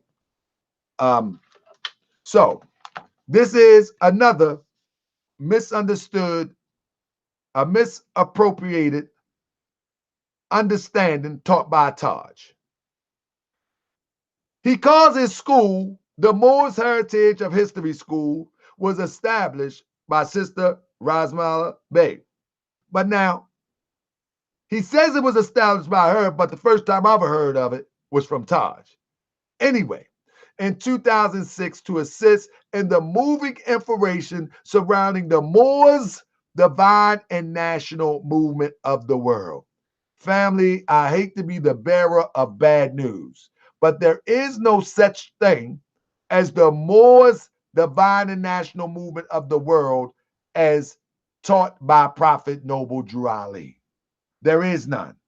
It doesn't exist. The Moors, divine and national movement was established by the Prophet Noble Drew Ali. Family, that is a flat out lie. The Moors, and you cannot be around the Moorish Science Temple of America and make an error like that. You cannot call yourself a Moorish American and make your error like that. Matter of fact, that is misleading. And it's meant to mislead for some other reason. Because here's the seal from 1915, 16, I think. And on this seal, let me move this out of the way. And on this seal, this is Noble Drew Ali, the founder of the Moorish Divine Movement of North America. No Moors, Moorish Divine Movement of North America. That's in 1915 or 16. Now, the Prophet movement is the Moorish Divine and National Movement, not Moors. She says that the Moors Divine and National Movement founded by Prophet Noble Drew Ali. He didn't find that movement. And you cannot say that you're a sheik, you're an adept, or anybody to make that misunderstanding. The Prophet know when he named this movement. This is an old flyer. Okay, this is an old flyer. All right. And 2 points I want to make with this flyer. The Moorish Divine and National Movement and the Moorish Science Temple of America is one and the same. They're not separate. They're one and the same. How do we know? We look at the top of this flyer, and on this flyer, it says, let me spread it out so you can see it real good. We look at this old flyer, and on this old flyer, at the top of it, it says Moorish National, the Moorish Divine and National Movement. That's number one. Second thing it says is membership is free. Okay. Then it goes down. Come on, ye Asiatics, learn the truth about your nationality and birthright. In this context, and I can prove it if anybody want to debate me, in this context, birthright is relating to being born on this soil. And being born on this soil, you have right of birth. But that's another topic, because you are not colored, ECT. And you must claim a free national name to be an American citizen. Again, he's using American citizen because it is connected to Moorish American. That's my interpretation, but I will go further to prove it with anybody who wish to debate me on it. I got more in my chic bag. Shout out to Moorish American Society of Maryland. We got chic bags. We got some stuff up in there. It said, learn of your forefathers' divine and ancient creed that you may learn to love instead of hate. We are trying to uplift fallen humanity. Come link yourself with the families of nations. We honor all true and divine prophet Jesus, Muhammad, Buddha, Confucius. Under this divine principle, all Asiatics of America, listen, the prophet is trying to unite us under a divine principle. Under this divine principle, we're talking about the principle of nationality that connects you back to God. Under this divine principle, all Asiatics of America need to come and take out their nationality and identification card for the Moorish Science Temple of America, that you may be blessed by your Father God, Allah. Okay? These holy and divine words are from the prophet Noble Drew Ali, the founder of the Moorish Science Temple of America. This is how we know the Moorish National Divine Movement and the Moorish Science Temple of America are the same. Because right beneath that, it's about to tell you where the meetings are held. The membership is free to the Moorish National Divine Movement, Divine and National Movement, and this is where the meetings are held. 3140 Indiana Avenue, Chicago, Illinois.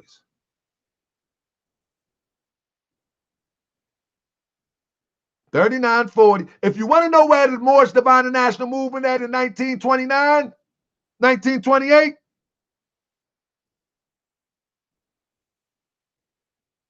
$39.40 Indiana Avenue, Chicago, Illinois. That's where the Moorish Divine and National Movement was. That's where the Moorish Science Temple of America was.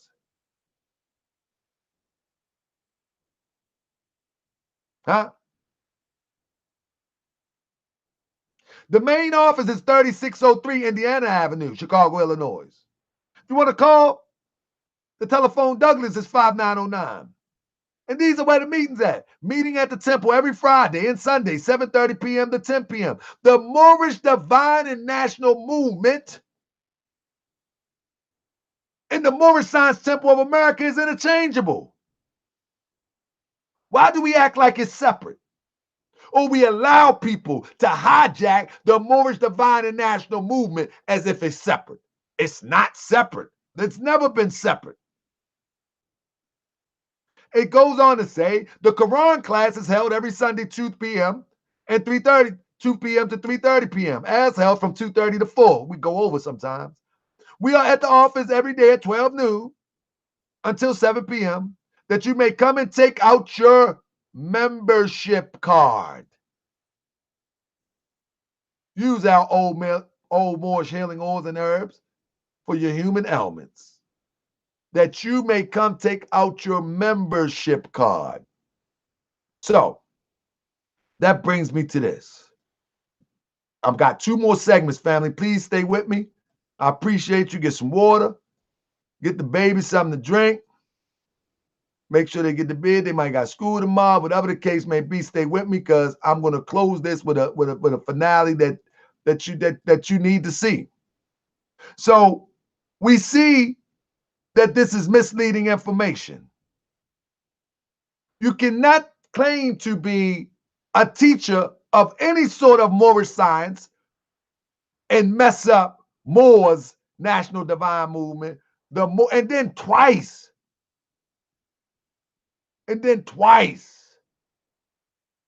start talking about natural persons and status, corporate entities, and all of that stuff that the prophet never, ever represented in any of his doctrine. You cannot find it nowhere in his doctrine. So now, family, in this next segment, I want to share with you something that is real important, but it's controversial.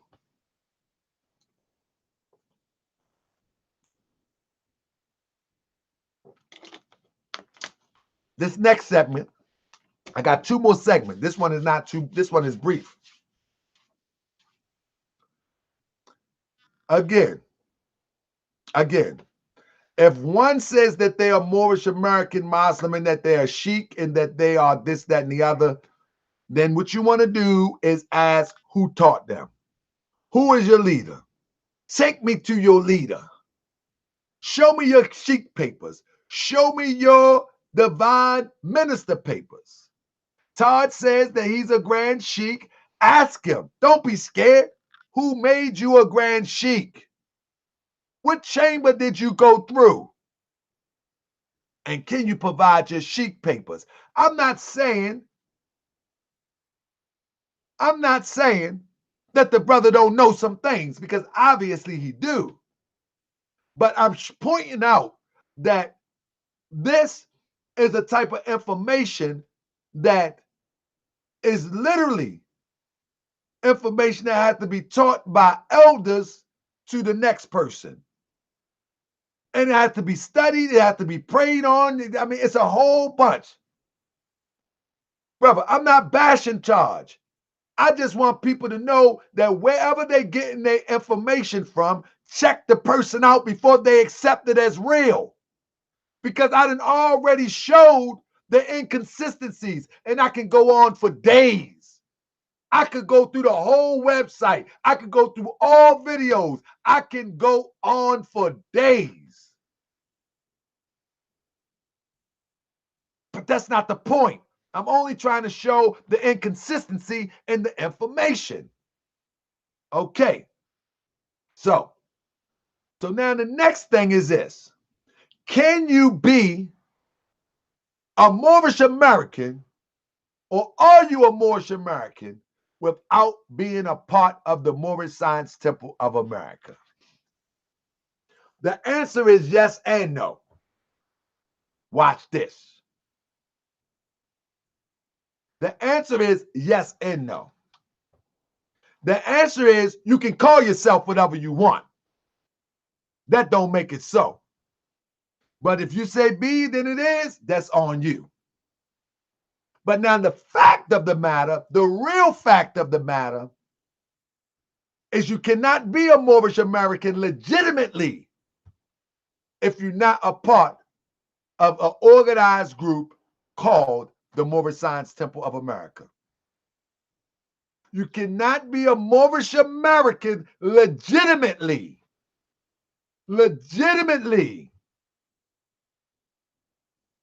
without being a member of the Moorish Science Temple of America. Let's get into it. Back to the screen share. So what qualifies that is 2 things. 2 things will qualify that for you. First of all, when the prophet set up the movement, he set the movement up as a body politic. Anybody agree? He set the movement up as a body politic. Moorish American is not a religion, brother. Moorish American is a nationality. Stick with me. Moorish American is a nationality. K-Band 11, I'm about to touch that real quick. Now check this out. When the Prophet Noble Ali set up the Moorish Science Temple of America as an organization, the Moorish National and Divine Movement as an organization, he filed it under what is known as Heard's Revised Statute. When he filed it under Heard's Revised Statute, you got to let Heard's Revised Statute speak to you. And when you let it speak to you, you will know that he filed it to be a body politic. What am I saying? A body politic is a nation. A body politic is a nation that is in the infancy stages of development. When you file under Heard's Revised Statute, that's the first step to developing an organization that is going to metamorphose into a nation. That's what Heard's Revised. When the Prophet Noble Ali made the statement, he says he moved to Chicago because the laws of Chicago were suitable, and I'm paraphrasing, suitable for the objective of what he was trying to reach. And the law that he filed this organization under was under Heard's Revised Statute. So what you see on this paper is the filing. This filing right here of 1928 is different from the one from 26. But what you read is on back of your questionnaire.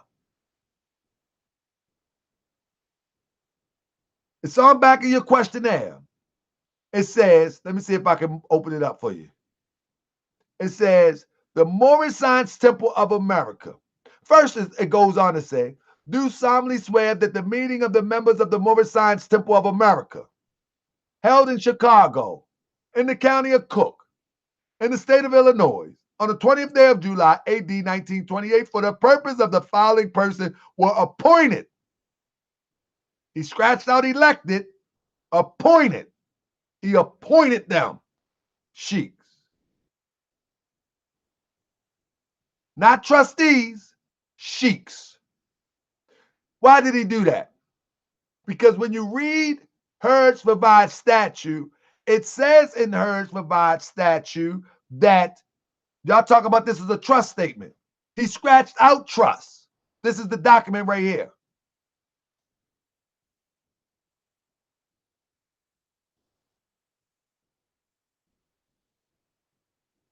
The point of the matter is,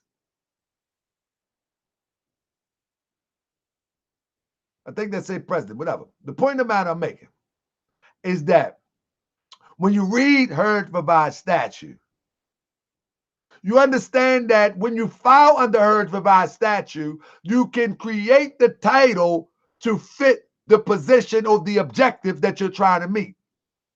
In this sense, it says, I do solemnly swear, affirm, that at the meeting of the members, and then it says here, insert name of church, society, or congregation as known before corporation.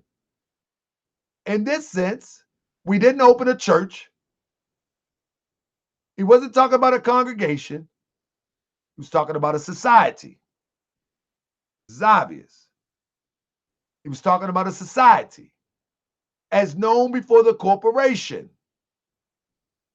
He even could be talking about a congregation, but we know he's talking about a society because we're dealing with nationality. Held here, and this is what we're reading, in the county of Illinois, in the state of Illinois, for the purpose of the following person be elected. The Prophet Noble Ali put appointed. And insert the names and the prophet scratched out trustees. So all of y'all who say that's a trust document, he scratched out trustees and put sheiks there. You can't read? Let me make it bigger for you. He scratched out trustees and put sheiks there. For all y'all who say that this is a trust document. All right? He put sheiks there. All y'all that want to try to chase a trust, this fictitious trust. I can tell you what the trust really is. It's not what you think it is. It's not what you think it is. So here we go. The prophet was forming, it goes on to say, let me read the rest of it for you because I want y'all to get this. It goes on to say, trustees, the prophet scratches it out. He scratches it out and put sheiks there. But it says that you can kin and hers by statute or warden, vestryman, or officer, or whatever name you choose to adopt, with powers, duties similar. Stop, keep saying trustees, similar to trustees. Okay? According to the rules and usage of such church, he didn't form a church, society, or congregation. Let's stop there. With us, all members must proclaim their nationality according to the rules and usage. And then you are entitled to the name of faithful, according with the rules and usage. And the church, society, or congregation, again, he didn't establish a church. He used it for society, adopted as his corporate name, Moorish Science Temple of America, at the meeting affidavit as the chairman secretary, as may be subscribed, sworn before the inserted date name of affidavit. And that person is presiding officer, Prophet Noble Drew Ali, and it says Drew Ali. So now the question becomes this. I do solemnly swear that the meeting of the members of the Moorish Science Temple of America, in order to be Moorish American, was born out of this society that was formed. And if you're not going to be a part of the society,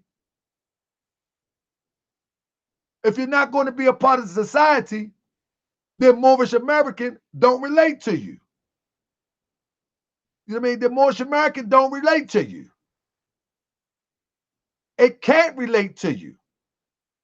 Because to be a Moorish American is be relative to society called the Moorish Science Temple of America, now the organization that grows into a nation. Now I'm going to show you how. Let me give you an example. I'm going to give you an example real quick. Let me delete this guy real quick. Let me delete this guy real quick because I don't do cussing on the channel. All right. So this is how we know. You don't have to agree, but stick around and listen. When we look at the European Jew is made up of what we will call, for the sake of this conversation, Jews. I will teeter back and forth from European Jew to Jew, but I'm saying European Jew. When we look at the European Jew, about 1.4 million, mainly in France, Germany, and Russia, the United Kingdom, Hungary, Belgium. The Sephardi Jew, 400,000, mainly Spain, Portugal, France, Morocco, Turkey, Greece, Belgium.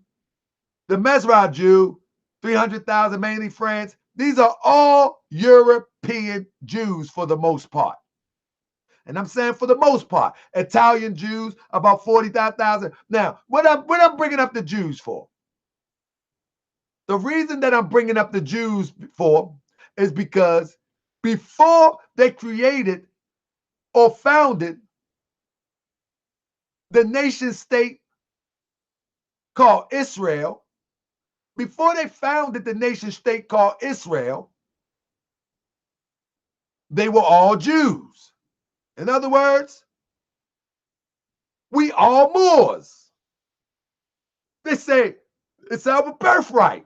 We all Moors. And they are all Jews.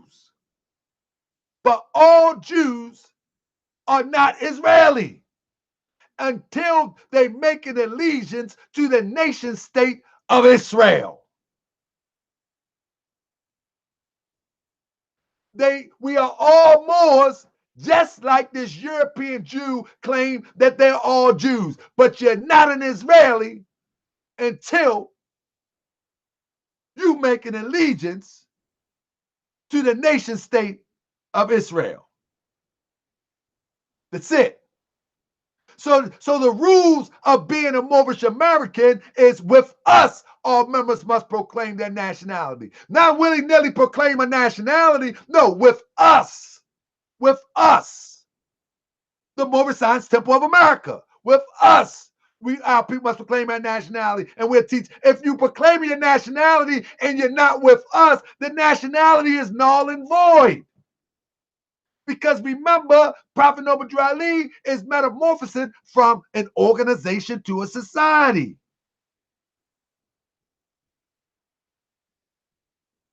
So I'm using the European Jew as an example because that's the best example that I can use. I know we are the Jew. John Day, I get that. I'm speaking to the European that calls himself a Jew. How he established himself a nation state. And how, when he making allegiance to that nation state, he's still a European Jew in his eyes, but his national identity becomes Israeli by his allegiance. By his allegiance. So your allegiance to the body politic make you a Moorish American. With us, all members must proclaim their nationality. And we're teaching our people that nationality in that divine creed. Without us, you can say it, but it must be relative to the nation state. It must be relative to the organization that's going to metamorphose into that. So you ask yourself, what is a body politic? Any church, congregational, society formed for the purpose of religious worship or society is where we're working from. Listen, by electing, appointing according to his uses and customs at any meeting held for that purpose. That's why when you see right here, the prophet said, I do solemnly swear that at a meeting of members of the Moorish Science Temple of America, at the meeting of the members of the Moorish, he was creating a society. He created a society. And for those who understand, will be able to build on it and take it to the next level. Unfortunately, many don't understand. But we're working on it. So when you look at it, by electing or appointing according to uses of customs at a meeting held for the purpose, 2 or more members as trustees. Now, this is what the body politic. But the prophet didn't use trustees, he used sheiks. And so people running calling this a trust document. I get what you're saying, but the prophet used sheiks. And he used sheiks for a reason. He used it for a reason. You follow me? So you can be a Moor, but to be a Moorish American, you must be in line with the rules and usage and customs of the society, body politic, under the banner of the Moorish Science Temple of America, regardless of what body you're a part of. The Moorish Science Temple of America is the name. So, Israelis are citizens or permanent residents of the state of Israel, a multi ethnic state populated by people of different ethnic background. And I will add that had made their allegiance.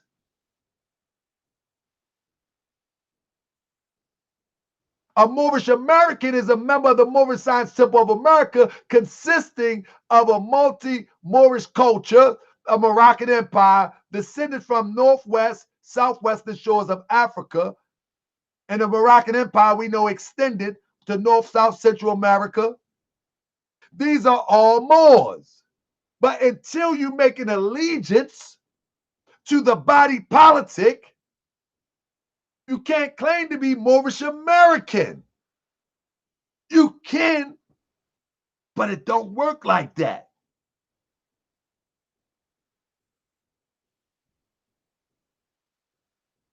Being a Moorish American ain't a religion. Being a Moorish American is a way of life. Religion is a way of life, if that's what you want to hear. Yes. It's not the religion of what you think. A European Jew is not necessarily, hold up. A European Jew is not necessarily Israeli, unless he make an allegiance to the state of Israel. Okay? A Moor is not necessarily a Moorish American unless he make an allegiance to the body politic that was created. Let me write created in there because people will come and watch. For the express purpose describes in Heard's revised statute. Is it? A Moor is not necessarily a Moorish American unless he makes an allegiance to the body politic that was created for the express purpose as described in Heard's revised statute. That's what it is. So, real quick, as I keep it rolling, the reason why nationality is so important, I'd like to express that being a Moorish American in this era of time, matter of fact, I want to skip that because I'll wait for somebody to come at me. I'll skip that too. I'm going to save some of this stuff. I'm going to save some of this. So let's get to this. So the reason why I speak on our brother Taj, and I don't call it bashing, I speak on our brother Taj for sisters like this.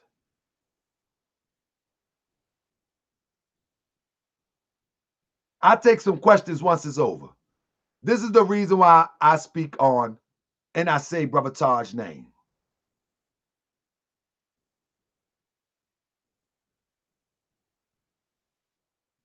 Here we go. Now see the sister, 26 years old. Sister been through some things. Let me share with you some of the things that the sister been through by a misunderstanding of what Moorish Science Temple of America is all about. Sister been through some things, and it's rather recent. So everybody talk about I'm bashing Taj. Not true.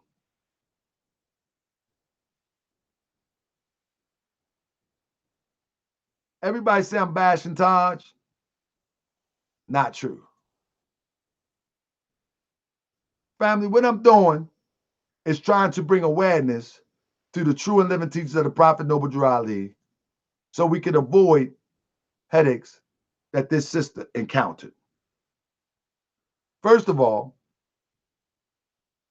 this sister had her children taken. And what the sister did was she filed this affidavit. Walk with me.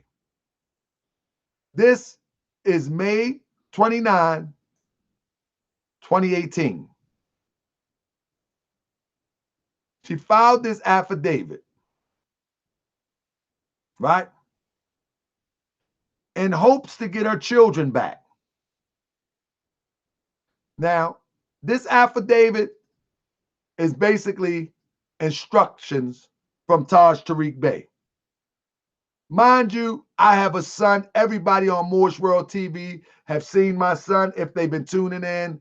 I keep my son with me. That's my guy. That's my guy. So when I hear something about somebody getting their children taken for practicing this stuff, we got to do something about it.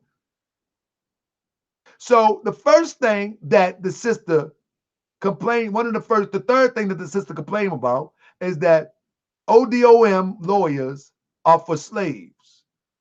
Basically, talking about those who call themselves lawyers are for slaves.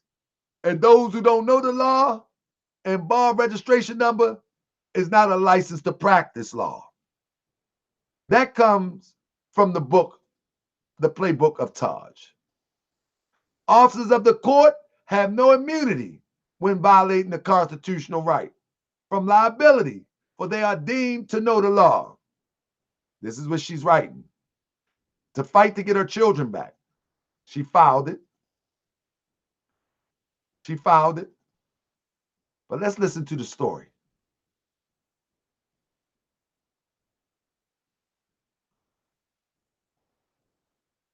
She begins to quote the Treaty of Peace and Friendship of Morocco. But my question would be, why didn't she call Taj Tariq to help her or anybody that teaches this? So she files this notice of correction, the courts. This is the instruction that Taj Tariq gave. Courts are bound to protect the Constitution and the Treaty of Peace and Friendship of Morocco, in which Jeffrey he violated. He is not immune for liability due to acting in both. Now, in reality, I'm going to go on down and get to the real point. She's calling Paul B. Koenig is corrupted and crooked. Koenig failed as a state of jurisdiction, etc., etc. Now she's making all of these complaints in this affidavit, right? But let's look at what happened. First of all, let's look at what happened. Y'all ready? Here we go. A report was generated through the Florida Child Abuse Hotline. Hereinafter, quote unquote, hotline. And assigned to the Indian River County for investigation. The investigation was initially assigned to the Children Protective Investigator, Ashley Danley. January 26, 2018. And alleged maltreatments of environmental hazard, domestic violence, and substance abuse.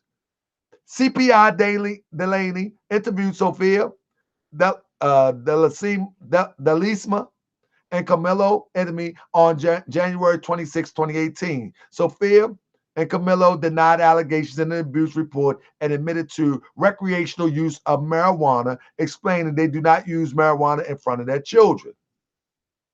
This is what they told the child protective people. CPI Delaney observed, this is supposed to be Moors now. CPI Delaney observed the children both asleep and awake. CPI Delaney briefly observed the house inside the residence. The following week, Sophia and Carmelo went to Vero Beach Service Center. Sophia and Carmelo wanted to speak with the supervisor and wanted to know who had reported them to the hotline. Sophia and Carmelo spoke to CPI Delaney in Vero Beach Service Center. Sophia and Carmelo made CPI Delaney feel uncomfortable due to their behavior, which included yelling and appearing very agitated. Now, these people are investigating to take their children, and this is how they're rolling up on them. Due to their behavior, okay, they standing on law. I get it, stand on law. Sophia and Delaney, CPI Delaney, uncomfortable due to their behavior, which included yelling, appearing very agitated, and insisted there was conspiracy between former landlord William Lee and Rivera Beach Police Department. CPI Delaney expressed her concerns and to her supervisor, and it goes on down. And I'm going to just read the highlighted parts now. Robert Shea spoke to Sophia and Carmelo multiple times with respect to their complaints. Sophia and Carmelo wanted a copy of the reports of the accused landlord of being racist, Loveland of being racist during all phone conversations. Goes on to say, Conspiracy theories, they cry of conspiracy theory. It goes on to say, in the video, Sophia and Camilo are extremely agitated. They videotaped them and they still wilding. Upon entering Rivera Beach Service Center, Sophia and Camilo attendant immediately stated their intent to report a hate crime and file charges on DCF agents. Great. No problem. Do your thing. Sophia, Tomasia, and da-da-da-da. They go on and on and on.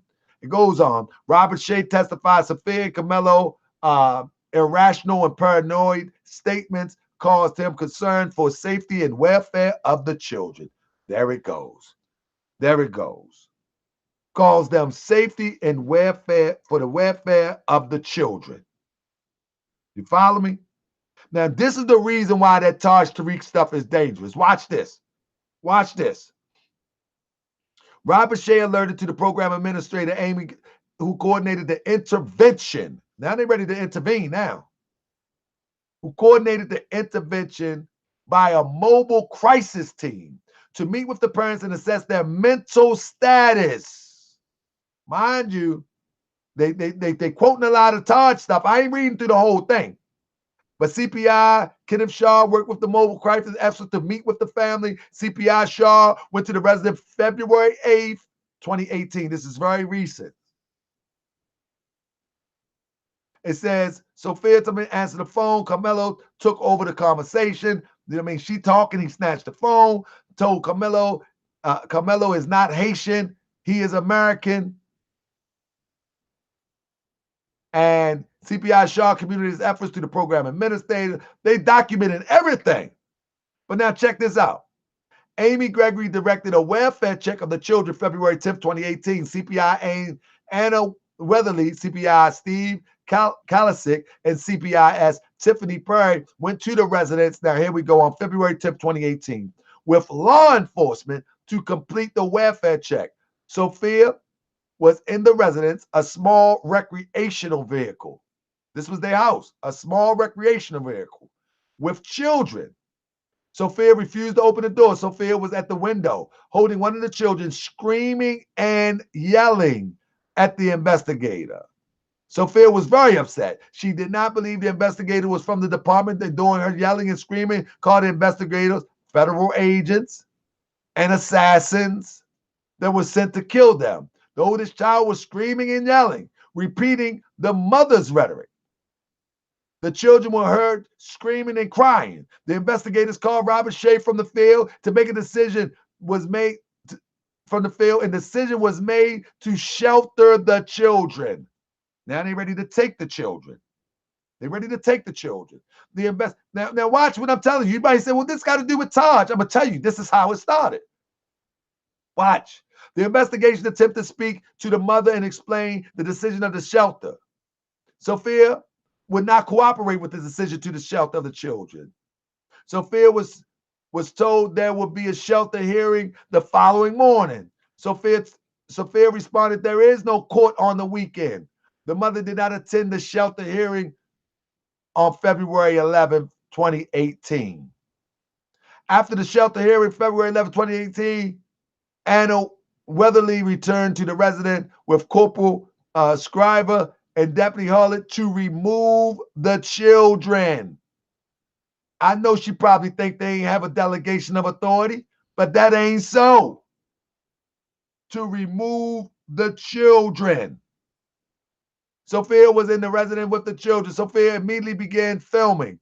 Corporal Scriver showed Sophia the court order through the window. Sophia said the order was fake. Sophia yelled, directing law enforcement investigators to leave, yelled that her rights were being violated, yelled, this is treason, this is harassment, my phone is being tapped right now. They're violating my amendment rights, my Bill of Constitution. My forefathers made that for me. The people who died, blood in the dirt for me, enslaved, my forefathers. This is hate crime conspiracy. This is treason. This is treason. This is treason. This is treason. Think about the psychology. Think about this psychology, family. Think about the psychology. Where does this, while Sophia is yelling through the window, Carmelo comes to the property filming on Facebook Live. I hope Carmelo don't get mad at me to address this because he went on Facebook Live. The children are in the RV screaming and crying. Ventrell is yelling at law enforcement and investigators. Get off my property. I don't want to leave. White people just want black kids. Y'all treat us like doo-doo. Y'all treat us like dogs. We came from a moldy house. You're trying to kill us. Sophia coaches Ventrell and tells his what to say. The other two children are screaming and crying in the background. Carmelo approaches the window of the RV. The mother's repeating the mother's rhetoric. The children screaming, crying, yelling intensifies when Carmelo approaches. Law enforcement shows Carmelo the court order. Law enforcement shows Carmelo the court order and placing the children in the shelter care. Sophia and Carmelo do not comply with the court order. Investigating law enforcement was unable to safely enter the property to receive the children. They going hard. TPE Weatherly and Deputy Harley returned to the RVB the afternoon, February 11, 2018. Weatherly and Deputy Harley entered the RV and observed a disheveled condition with power cords running cars. They coming up with everything but the kitchen sink, everything about the kitchen sink to try to condemn our brother and sister right here. This evil condition with the power cords running across the sink. Hardly any place to walk. They go in extreme descriptions now. A little food in the refrigerator. The condition of the home are hazardous to the children. Similar condition was observed in the video the mother made hours early during the removal attempt described above.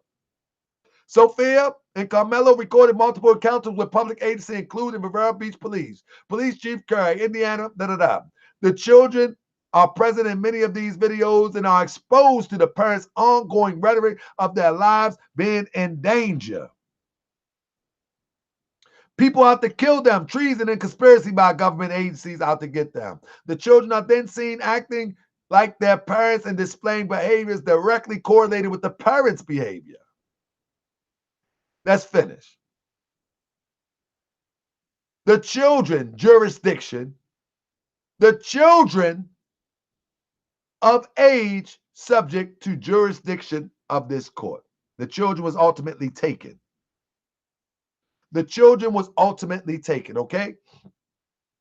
The department filed family functioning assessment and its compliance with the statutory requirements. The parents were provided a copy of the FFA and their whereabouts are unknown. It goes on to say, the case plan goal is reunification with the concurrent goal of adoption and the goal date of July 30th, 2018. Now they want to adopt the children out. The state wants to adopt the children out. So it goes on to say, out of home placement. It is in the best interest of the children to remain out of the parents' home at this time. The children are receiving safe and proper care. So they got the children and the children are elsewhere. The children's current placement are least restrictive, are appropriate, are setting that the family are in a setting that is as family-like, as close to a parent home as possible. They drumming that to be a better condition, as consistent with the children's best interests and special needs, are designed to maintain stability in the children's educational placements. Continuation of the children in the home are contrary to the welfare of the children. They're going to take them. They're going to take them and do nothing. And they can do nothing. It goes on to say, which cannot be mitigated, it says, contrary to the children's, because home situation presents substantial immediate danger to the children, which cannot be mitigated by the provision of the preventative services at this time. Meaning, like, there's nothing they can do. There's nothing they can do but take these children out of this home. Reasonable efforts to prevent removal and eliminate the children for removal from the home have been made by the Department of Children and Families. However, there is continued need of out-of-home placement to ensure the children's health, safety, and well-being. and reunification with the mother and father at this time would be contrary to the best interest welfare of the children. Upon consideration of the evidence presented with the court, the children cannot safely remain at home with an in-home safety plan. So, guess what? Now, all of this delegation of authority, all of that goes out the window. But watch what they do. I'm almost done. Foster care with the department. Diligent efforts were made by the Department of Children and Families to locate adult relative and a non-relative caregiver willing to care for the children in order to present that placement option to the court, which means they was looking for family members. Instead, continue placement with the Department of Children and Families. There are no available relatives or non-relative caregivers with whom the children can be placed at this time. All right? After all of that, family, I'm going to go through this real quick because I don't want to be too much longer. After all of that, this is what they filed.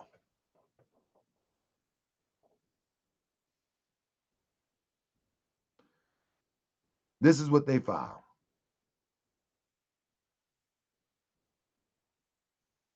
So somebody said, but we are a nation and a body politic partners with them. No, we not, brother, because we don't demonstrate this, and we got to teach our people that moving in that fashion is not consistent with how we supposed to move.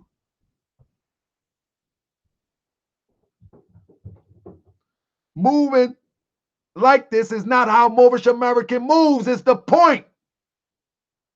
So this document is here is something that was put together by R.V. Bey and Taj Tariq. And this is what they're going to file to try to get their children back. On May 25th, 2018, this is what they filed.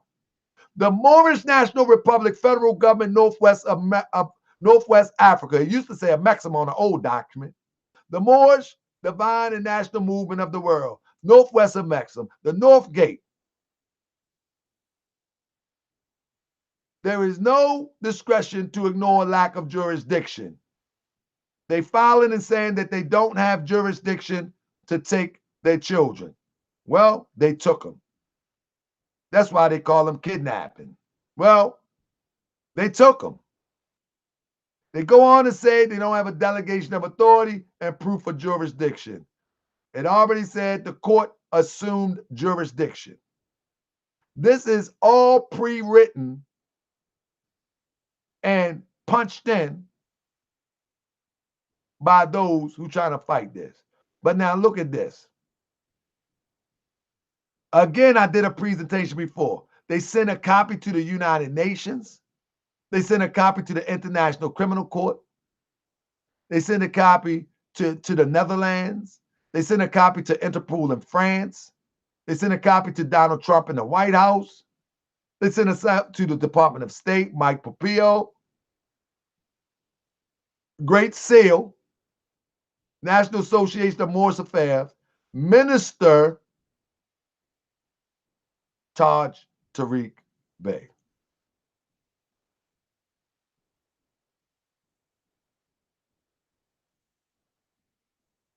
Taj Tariq Bey.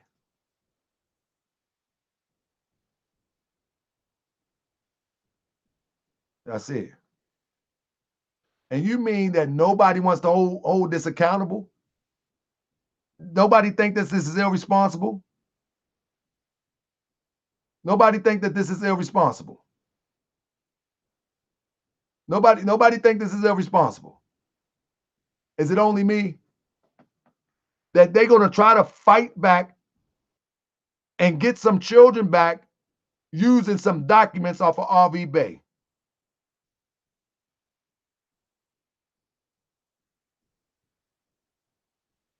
This is unacceptable. We can't blame it on the Temple Moors. We can't blame it on Moors in the Temple because the Moors don't move like that. Moorish Americans do not move like that. Smoking weed for recreational use. Talking this crazy. It's unacceptable. This is not a fight with each other. Family, I'm going to stop it right there because this concludes my presentation. And I think I pointed out a lot. I think the point that I was making The point that I was making is to show the differences. To show the differences. What Taj Tariq teach, and it's not the same as the Prophet Noble Drew Ali's teachings. It's not the same. It's detrimental, and it's destructive, it's dangerous, and it's irresponsible. And the question is, what about the temple Moors and what, family? Most people in the temple had no understanding or comprehension that this even happened. Me being a head of a temple, if that was to happen to a member in my temple, I will be right there trying to figure out what's going on. How can I get this straight? How can we fix this? Hold up, be quiet, Sophia, chill out for a minute. What's going on? No, I think this is a big misunderstanding. I will be there trying to represent. But they're not a part of the Moorish Science Temple of America. They're getting this stuff off of the internet, and they're running with it and you losing their children. Come on now. If nobody going to step up and say, no, that's not the way to go, then you are a part of the problem. Then you are part of the problem. You know what I'm saying? Somebody need to step up. Somebody need to step up. And this is why we pose the move. We pose the move like a body politic.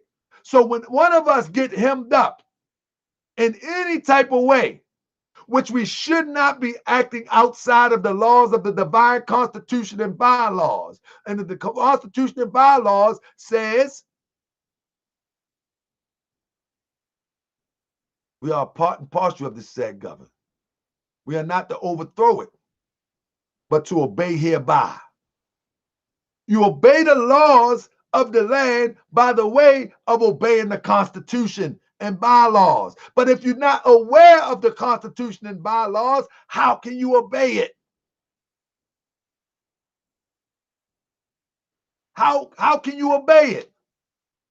If anybody watched this presentation and they can't see that I point out the inconsistencies, that I didn't finish it off, pointing out the reckless, the gross negligence of this RV Bey doctrine, then they just want to be crazy. They just want to be duped. They just want to be misled. And so unless somebody challenge me to a debate for the next few months, I ain't going to say nothing. Unless somebody want to debate me on the facts of my presentation in here, I'm not saying nothing. Because at this point, I done put all the information out. At this point, I done did the comparisons. Nothing else to be said. There's nothing else to be said. Period, point blank. I should go on for a few minutes. Anybody got any questions? Anybody got any questions? I should put the link in. I'm gonna go in 15 minutes. Who want to come? Who want to hang out with me? I'm gonna put the link in. Put the link in the chat. Who want to hang out with me? Maybe somebody got something good to say. I'm gonna put the link in the chat. I don't never do this. Let's see who got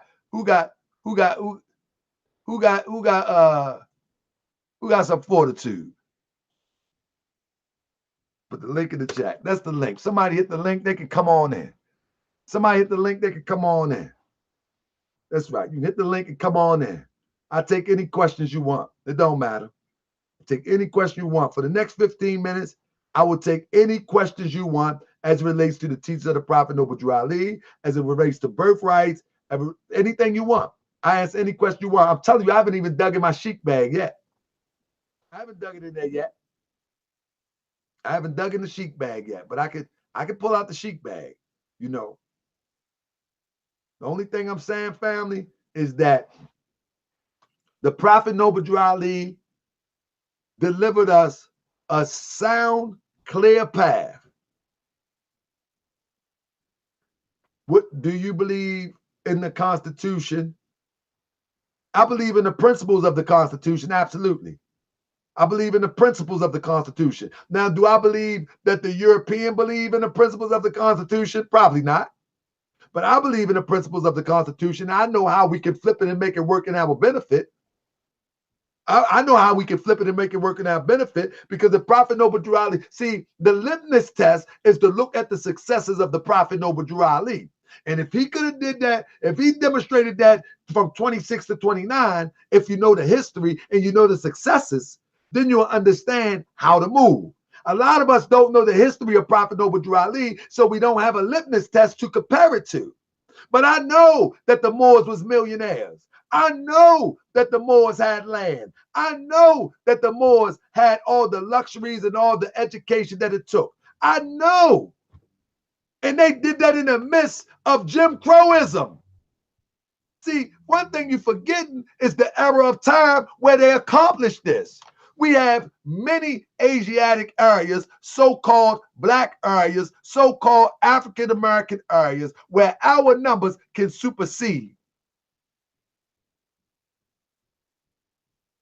No, Taj, brother, John Carr, what you have to do is go back to the beginning of this presentation, and you can see that Taj is contradicting the Prophet Noble Drew Ali work. So it's very impossible for him to finish Prophet Noble Drew Ali work, because he's a total contradiction to the Prophet Noble Drew Ali work. And that's with all due respect. Anybody can challenge me on it. He's a total contradiction. He's a total contradiction. He's a total contradiction. And that's just what it is. I know he's popular. I know he's popular. John, welcome to Moorish Science TV. We in the building. Hold on. Let me get y'all proper invitation. Islam. Let me get y'all a proper demonstration. Let me get I like it. I love when my family comes through. Let me get y'all proper one. Now, do I believe that the European believe in the principles of the Constitution? Probably not. But I believe in the principles of the Constitution. Mute yourself real quick. Matter of fact, John, I don't know who you are, brother, but let's be respectful. No cursing, no disrespect. And brother, come on, brother, add to the conversation. Let the people know where you're from and what you got to add to the conversation. If he demonstrated that from 26 to 29, if you know the history and you know the successes, then you understand how to move. A lot of us don't know.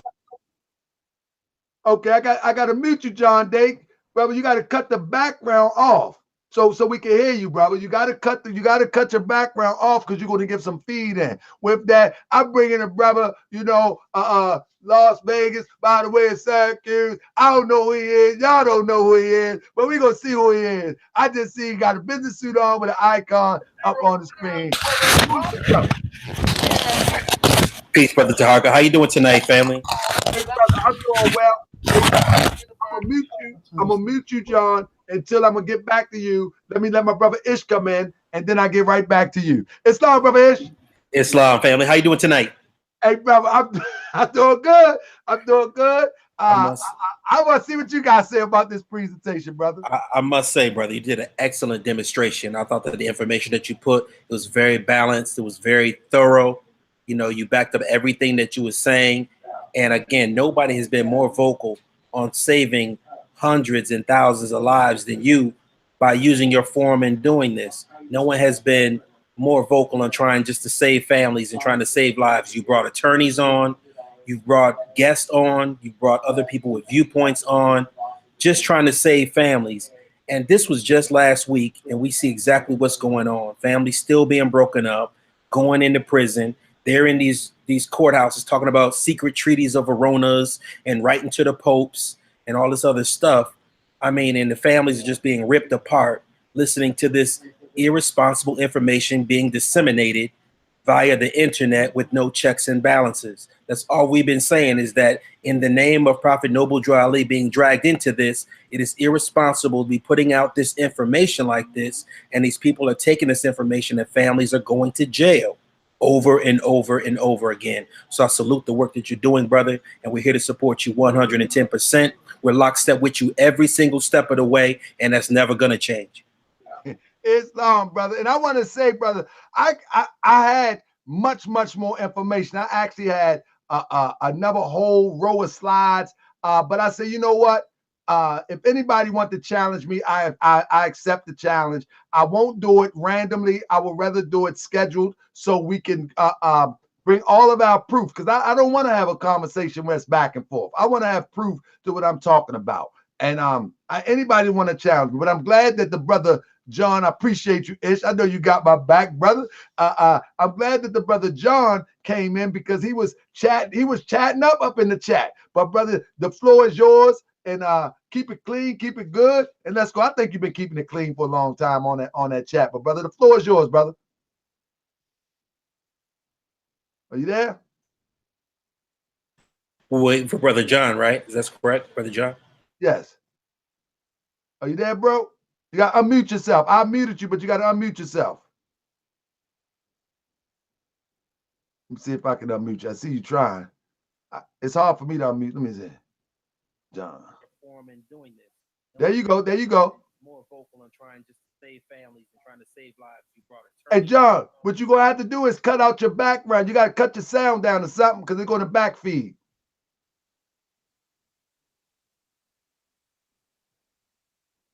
You got me? I unmuted you. You can go now.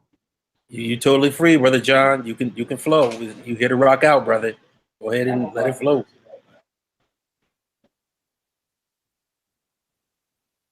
Come on, John. What are you doing? We got 110 people waiting for you to come with them hard questions that you was doing in the chat. What are you doing? All right, brother John. It's showtime. Let's go, brother. We in the arena. Got my undivided attention. Let's go. I mean, listen, one thing about me, I don't think anybody could ever deny that whatever I brought, I brought proof with it. I brought proof with it. You know what I'm saying? So I'm not going to, one thing I'm never going to do is we're going to get into a conversation and we just become talking heads. Well, the prophet said this and the prophet said this. Well, this mean this and this mean that. Like what I gave today is to point you into the direction to let you know that I know, and we can dig deeper and we can show and prove. But other than that, you know, I'm not going to have conversations where we just going back and forth talking. Nah, I'm going to screen share. I'm going to show every piece of shred of evidence possible. So, and also like every other case that we've shown, brother Taharka, we're giving them, as far as the people supplying the information, to come to the defense of these people. We're notifying them. Now, obviously, we are more aware of what's going on than they are, clearly, because we're the people who are always bringing these examples. We're giving them the opportunity to go and save this family. They haven't saved any other family that we brought the information to, but we're yet again giving them another chance to do something. And see, that's what blows me away. Like when these tragedies happen, no representative steps up and say, you know what, we got to get down there and we got to, I mean, even if it's outlandish, I mean, out of 15, 20 years, just one time that you did on Facebook, take a picture with someone that suffered one of these tragedies to show that you out to help the people that you are instructing or people that are using your instructions. Absolutely. They're circulating your name in these courtrooms. That's correct. That's right. When you see somebody with your paperwork, then even if they outlandishly, recklessly use it, because it got your name on it, you're supposed to go to them and say, listen now, this ain't that. Family, look, I apologize. We had a such and such, but this ain't that. But you don't get nothing over 20 years and not nothing. Man, the members in my temple should have my head if one of them get caught up in something and I'm not right there front line and center. Come on, man. That's not right. That's not right. I think Brother John ready right now, Brother Taharka. Brother John, he ready. He ready. Come on, John. John, we don't speak sign language. I see John hands and all that. You know, John, what's wrong with you, brother? John, what you got, John? John, better not be hacking my computer. You better hack my computer. I like this computer. It's a good one. This ain't one of them little dollar store Walmart one. It's a good one. It's a real good one. Come on, John, man. I gotta go. I got work tomorrow. I got things to do right here. Anybody else got something they want to add? Anyway, brother Ish, you know we got to come back into the building soon, brother. I'm waiting for you to tap me on the shoulder and give something else to him. I seen people in the chat saying that Morocco is not America, and I know you ready. Anybody want to debate that? I know Ish ain't backing down from nothing. So, hey, what y'all want to do? Oh yeah, absolutely. I thought we did a very thorough demonstration of Morocco being in America, you know, and as the video is still up, it's got a lot of good views on it, a lot of wealth of information on it, the map supplied, the information supplied. If anybody has a difference about it, simply let it be known, step up, and we can have a nice, a discussion on the topic. I think it'd be very fruitful and very productive. Well, I'm gonna tell you this before I get up out of here because I can't wait too much more longer.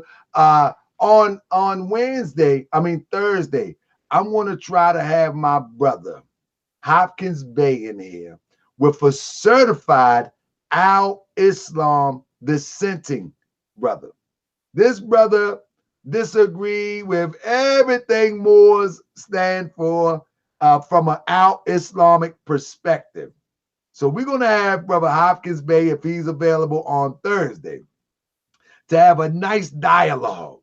The brother was on the chat when we did the show about Ramadan, and he had a problem with it. He had a problem with it. And so one of the best teachers that I've come across in the Moorish paradigm, no, not Bashir, not Bashir. I wouldn't bring Bashir to with my brother. Bashir is unfortunately Bashir is too ignorant. Bashir like to call names. I just was with it in a debate. I was on a panel with a debate on a UK channel last week, and he just got so ignorant because the guy was mopping the floor with him. You know, remind me of how Sharif mopped the floor with Brother Reggie. But he got so ignorant, man. He started calling the guy dumb. And I mean, it's just ignorant stuff. You know, y'all stupid. And I'm like, what? Bring the information. So no, I wouldn't even bring Bashir to a brother like Hopkins Bey.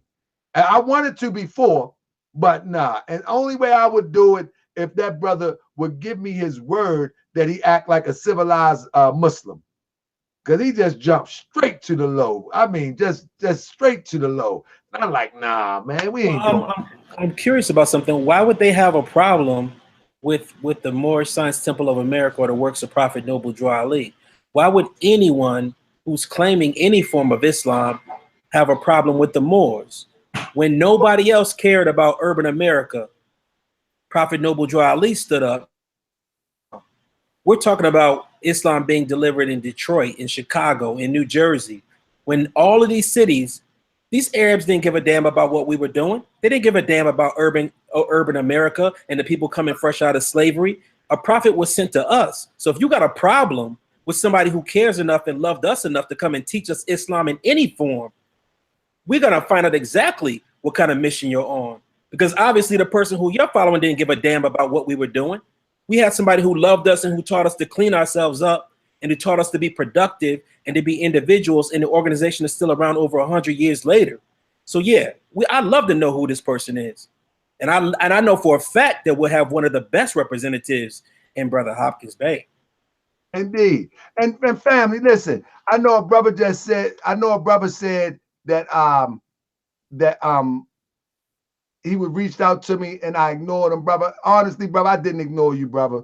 Brother, I'm like so busy, brother. I do Moorish World TV. I got a business that I run, a temple,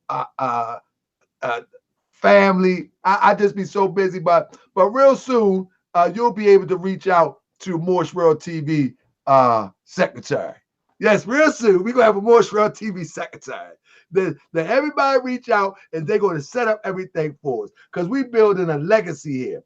You know what I mean? Moorish World TV is going. We're gonna move off YouTube. and move into the public sector as it relates to once I get this building moving up and running, we are going to be moving towards trying to take it to real broadcast. And when I mean real, we're going to stay on the internet, but we also going to try to get it on a cable network because it is what it is. It's time to turn it up and take it to another level. These same shows can be put on a cable network. And that's what we're going to do. We're going to get on blog. We're going to take it around because there is no other group of people that are bringing the information like an Ishmael Bey. And when I say like the information, I'm talking about from a Moorish perspective because we got much information out there. But from a Moorish perspective, Ishmael Bey, Brother Sharif, Hopkins Bey, and man, I would like to get Grimion L and Way L, Deshaun Way L, our Lord up on here,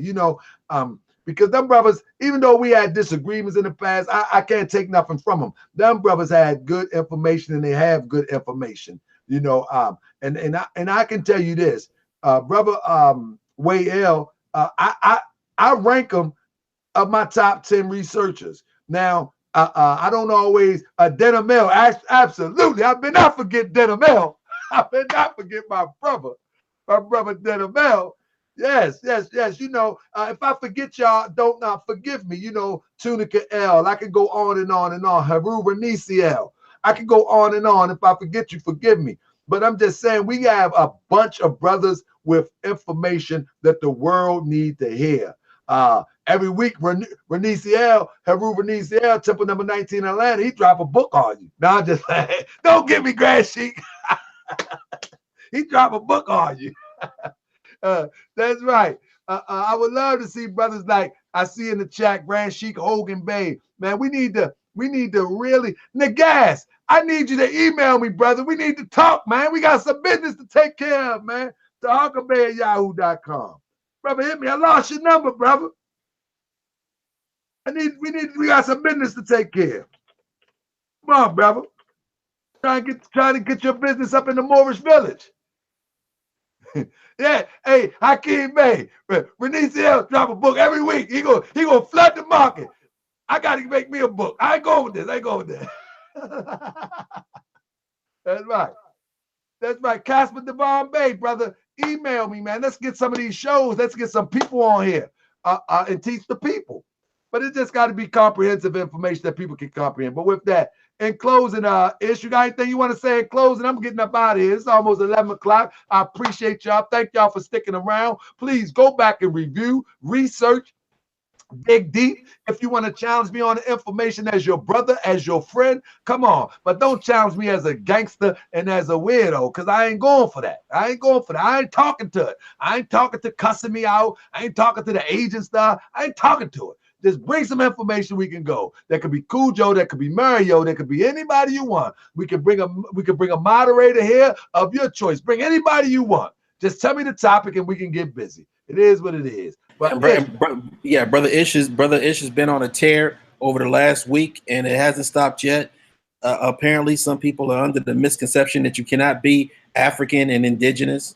So the information is being, I'll probably be on a forum near you. All of the forums that are supposed to be so taboo, I've been locking them down and smashing them around.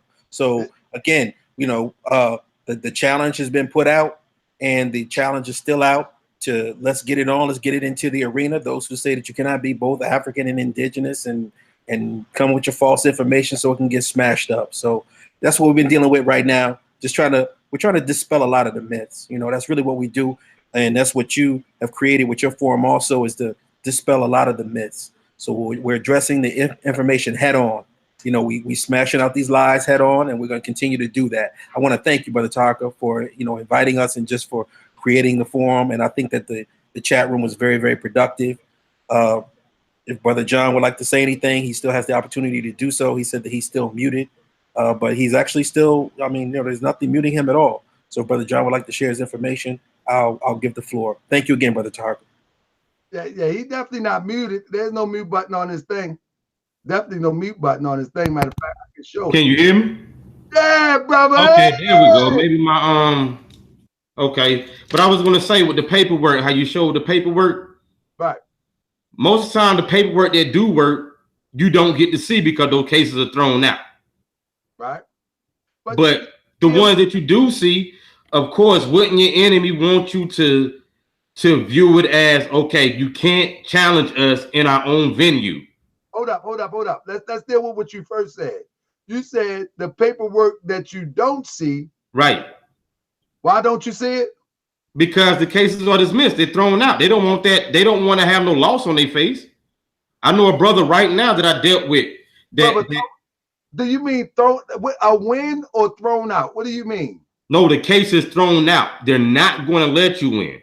It's a commercial court. It's about commercial activity. Okay, so since you said that, wouldn't that be foolish at the highest height? If you already know that, wouldn't you try another venue to try to resolve situations and issues? Exactly. You resolve it behind the curtains. You don't try to resolve it in front of the curtains, or else then people like you get the information to expose that it don't work. It's that simple. But the thing is that I'm not exposing that it don't work. I'm actually exposing that it's reckless and it's not a part of the Moorish Science Temple of America resolution for our people. But that should be, because that's the only process that's going to work in court. No. That is not the Moorish. You understand? This whole presentation was to show what the Moorish Science Temple of America stand on and what's being taught by Taj, or what's being taught by adverse groups. We don't teach that. The Prophet never taught that. That is separate. It has nothing to do with Moorish Science Temple of America or the Moorish Science Temple or what Prophet taught. Do you understand what I'm saying by that? I understand that part, but my thing is, how is that going to remedy the people? Well, how what's going to remedy the people? The Moorish Science Temple of America? How what you're saying right now, what's being taught, is going to remedy the people if this is what the people are running into on a regular basis. So you're saying everybody should just get down and lay down with the MSTA, or else you just out there by yourself? Oh no. Just a Moor. You're not a Moorish American. No, what I'm about to share with you is something very simple and basic. When the Prophet Noble Drew Ali was in the flesh, right? Right. One thing that the Prophet Noble Drew Ali did was organize people for a better good. Right. You follow me? And within that organizing of the people, maybe you're not aware of this, but within that organizing of the people, he put people in political positions. So when people was in any type of a jam, if you will, they face their own people.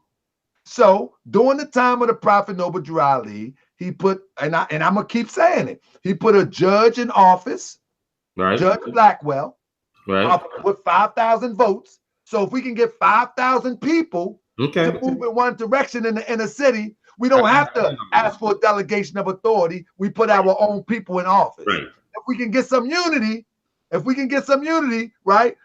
Prophet Noble Drew Ali put Councilman Louis B. Anderson in the councilman seat. So here we go. We got a judge. We got one who controlled the money at the city council level.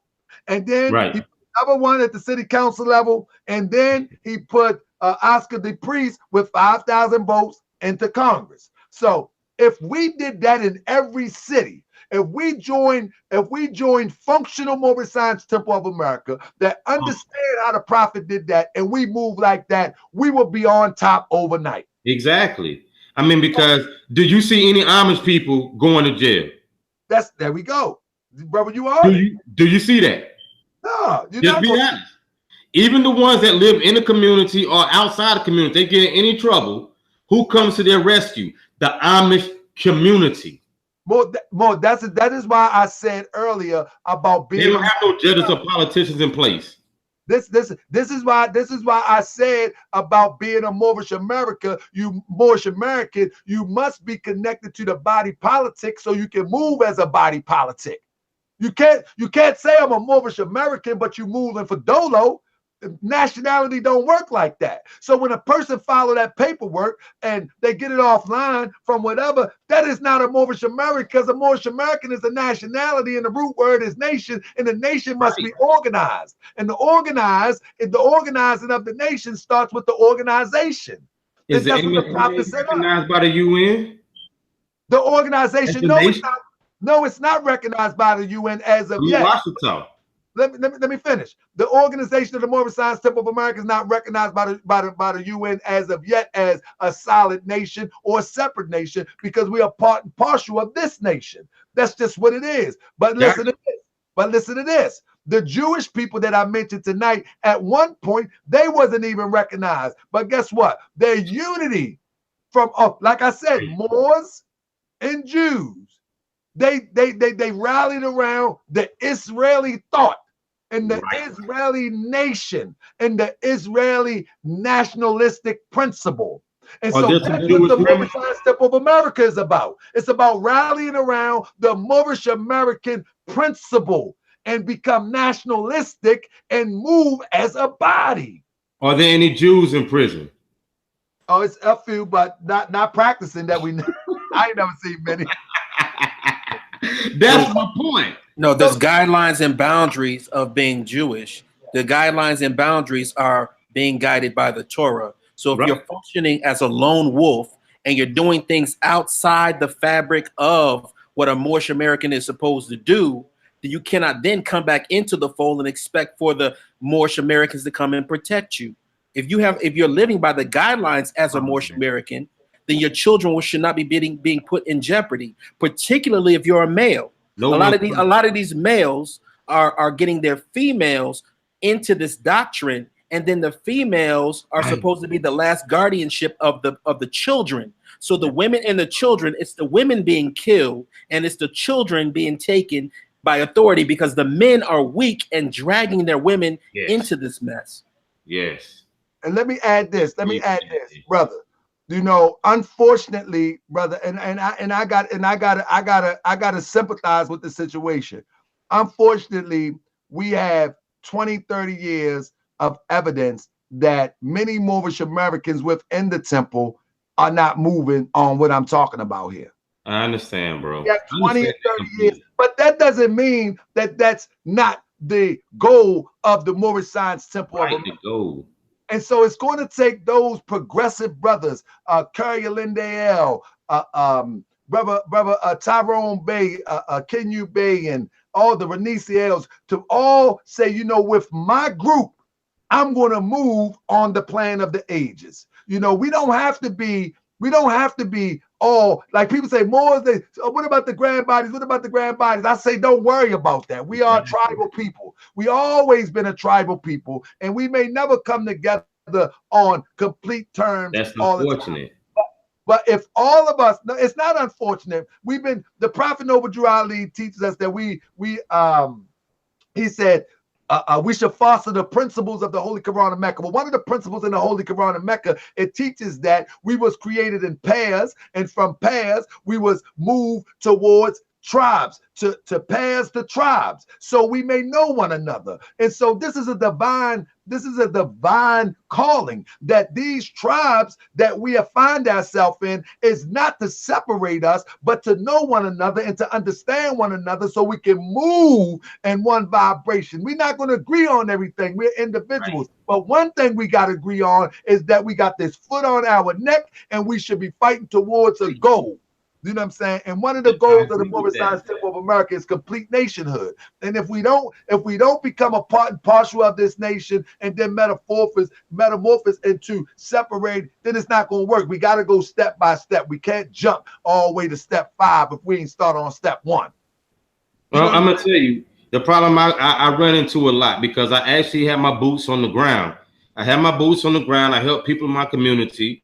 That's all I do. Ain't no grand sheiks working together. Stop that. All I do. I've been in the Moorish Science Temple of America. The problem. I got to check my brother. He said all these grand sheiks are and have been working together. Brother, they haven't been working together because we ain't got nowhere. We don't see no results. We got a few grand sheiks. Let's stop trying to clean up this dirty mess. We got a few grand sheiks that are friends. I'm one of them. I'm friends with everybody. But for the most part, we ain't moving an inch. And until we face the fire and we look into the mirror and say, you know what? We haven't been working together. We haven't been trying to move on the plan of the ages. But you know what? I'm going to move on it, and I'm going to be friends regardless.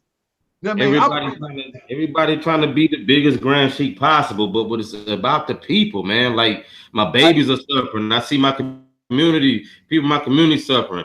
My wife, she is from Baltimore. She's in Annapolis area, PG County, all of that. They coming down here for a graduation. But the thing is when I talk to the people about the Moorish and the Moorish Science Temple of America, it's always the same thing. Oh, it's that religion stuff. It's that religion stuff. That's why I put the questions into the chat, so that people can come to and look at it afterwards and see what was being said and how the question was being answered. But the thing is, are we moving as a unit? That's the thing. I can show them the Amish people moving as a unit. We got Amish people in our town. They move. They move. Even when you speak about the Amish people, right? You know, they got Amish from Pennsylvania all the way up to Portland, Oregon. You see what I'm saying? Right. So they broken down in different tribes and communities too. Exactly. But they don't clash like we clash. That's the point I'm making. I don't have no problem with any other. They try to come together to defeat their enemy, and they can argue amongst themselves at home. That's right. We want to argue in the public. And so let me say, I'm not grand body banging. I'm just saying that to each his own, you know, to your way be yours, to mine be mine. Right. But whoever is moving on the Prophets program, if we reading the same book, we should be moving in the same way, but we ain't got to be moving under the same roof. Right. I understand that. I mean, because even in the church. I apologize, Hakeem Bey, Raphael. I love you, brother. I got work done. I love that brother too. He would beat me over my head too in the chat. But the same way with a church, you can have a church full of 100 members, and the people sitting right beside each other don't even have the same thought process about what's going on with the preacher. Exactly. Exactly. But you still move as a church. You can't talk about their church. You can't move on their church. Let me tell you this. When I see a Moorish American that says he's a member of the Moorish Science Temple of America, I don't care what body you from. I don't care what Supreme Grand Sheik, what Grand Sheik you under. I know that we at least is on the starting path of going somewhere. Well, let me say I'm under Cujo.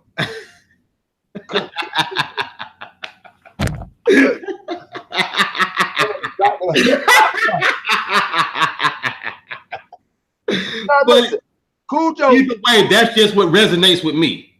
That's just what resonates with me. Everybody got our work to do. But listen, brother, one thing you got to understand, Cujo is a dedicated. I don't believe he's an agent. I don't believe any of that. I disagree with him. I think his character is horrible.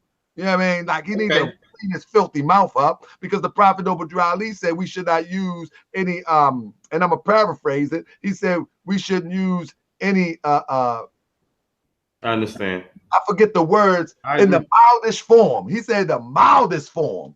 You know what I'm saying? He said we should not use any bad words. I can't think of the word he used, but in the mildest form. Exactly. I got you. Cujo go over the top. He go over the top. But it reaches a point. It reaches a point. Those points, they reach me.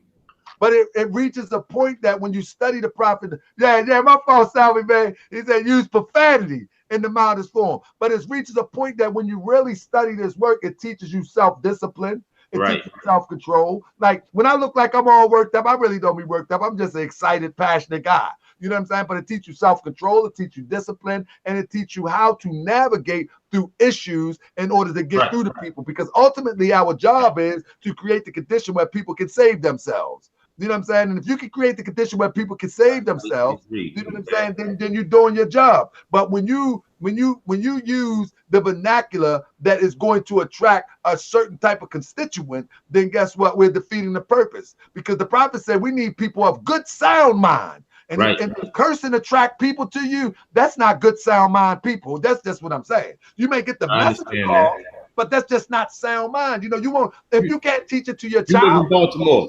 Huh? You live in Baltimore. You live in Baltimore, so I love people. A lot of people in Baltimore don't have that good sound mind that you're talking about. If you try to come to them righteous, leave my people alone. They're not trying to hear you. You leave them alone. Oh, trust me, I come up there and I talk too.